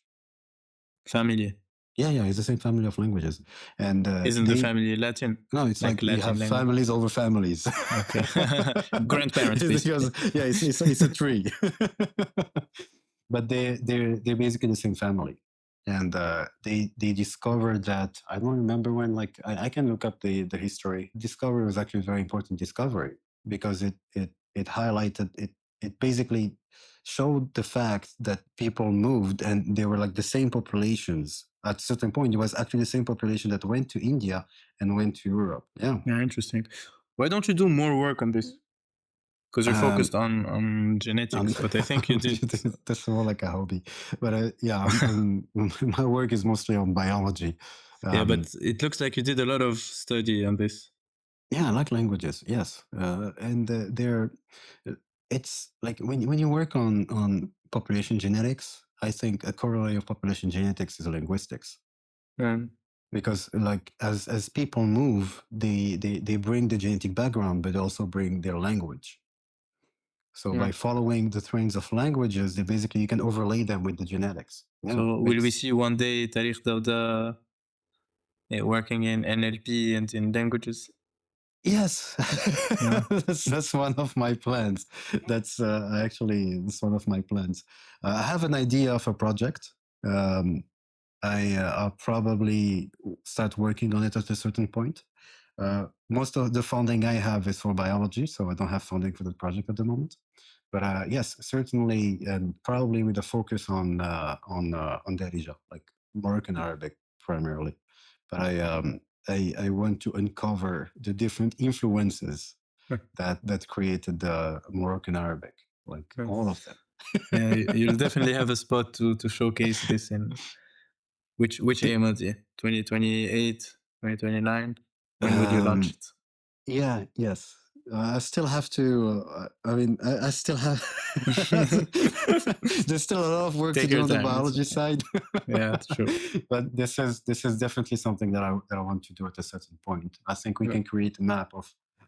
We can use AI to think if we do that, just like with AI and biology, we can discover a lot of things that we didn't know before, and also we can discover that a lot of things that we thought are true are actually not true. And this happens actually quite often in biology because like biology is actually, in my opinion, it's actually very limited in the type of measurements that we can have. So what I mean by that is we can get some measurements on cells. For example, now we can sequence cells one by one, but actually there's a lot of noise, and we don't realize how much noise we have until there's a new sequencing technology that happens. So every time we think we're working with high resolution data, but every time there's a new technology, a new measurement technology, we realize that, oh, actually there's a lot of things that we were missing. Yeah. So this is the story of biology, and because we're working of measurement, we use theory to navigate. And this theory are not necessarily true, but they're true enough for us to work and keep going, keep working, keep making discoveries. At a certain point, all theories are false. Like all models are false.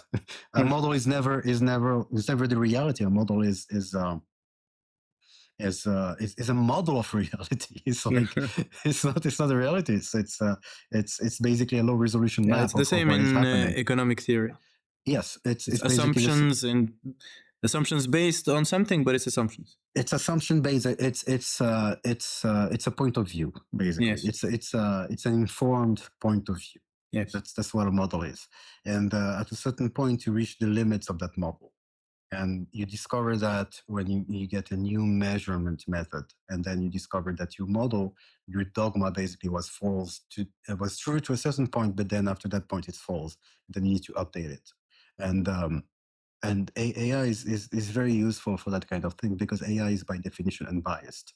The only the technology is I mean, when I say unbiased, like I'm simplifying. It's By definition. there's always biases somewhere. There's Yeah. always axiomatic things that you have to put inside the system.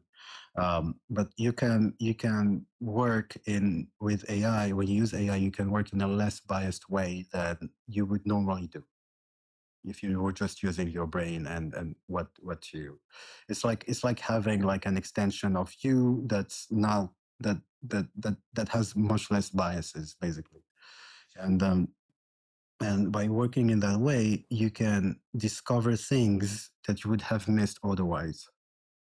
And I think the same thing can be applied to many different topics, and language is definitely one of them. When you found your new startup, you have a place to demo. And hopefully by then you will have great access to a great network of mentors.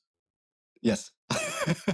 So, and for sure we'll have a node in MCSP.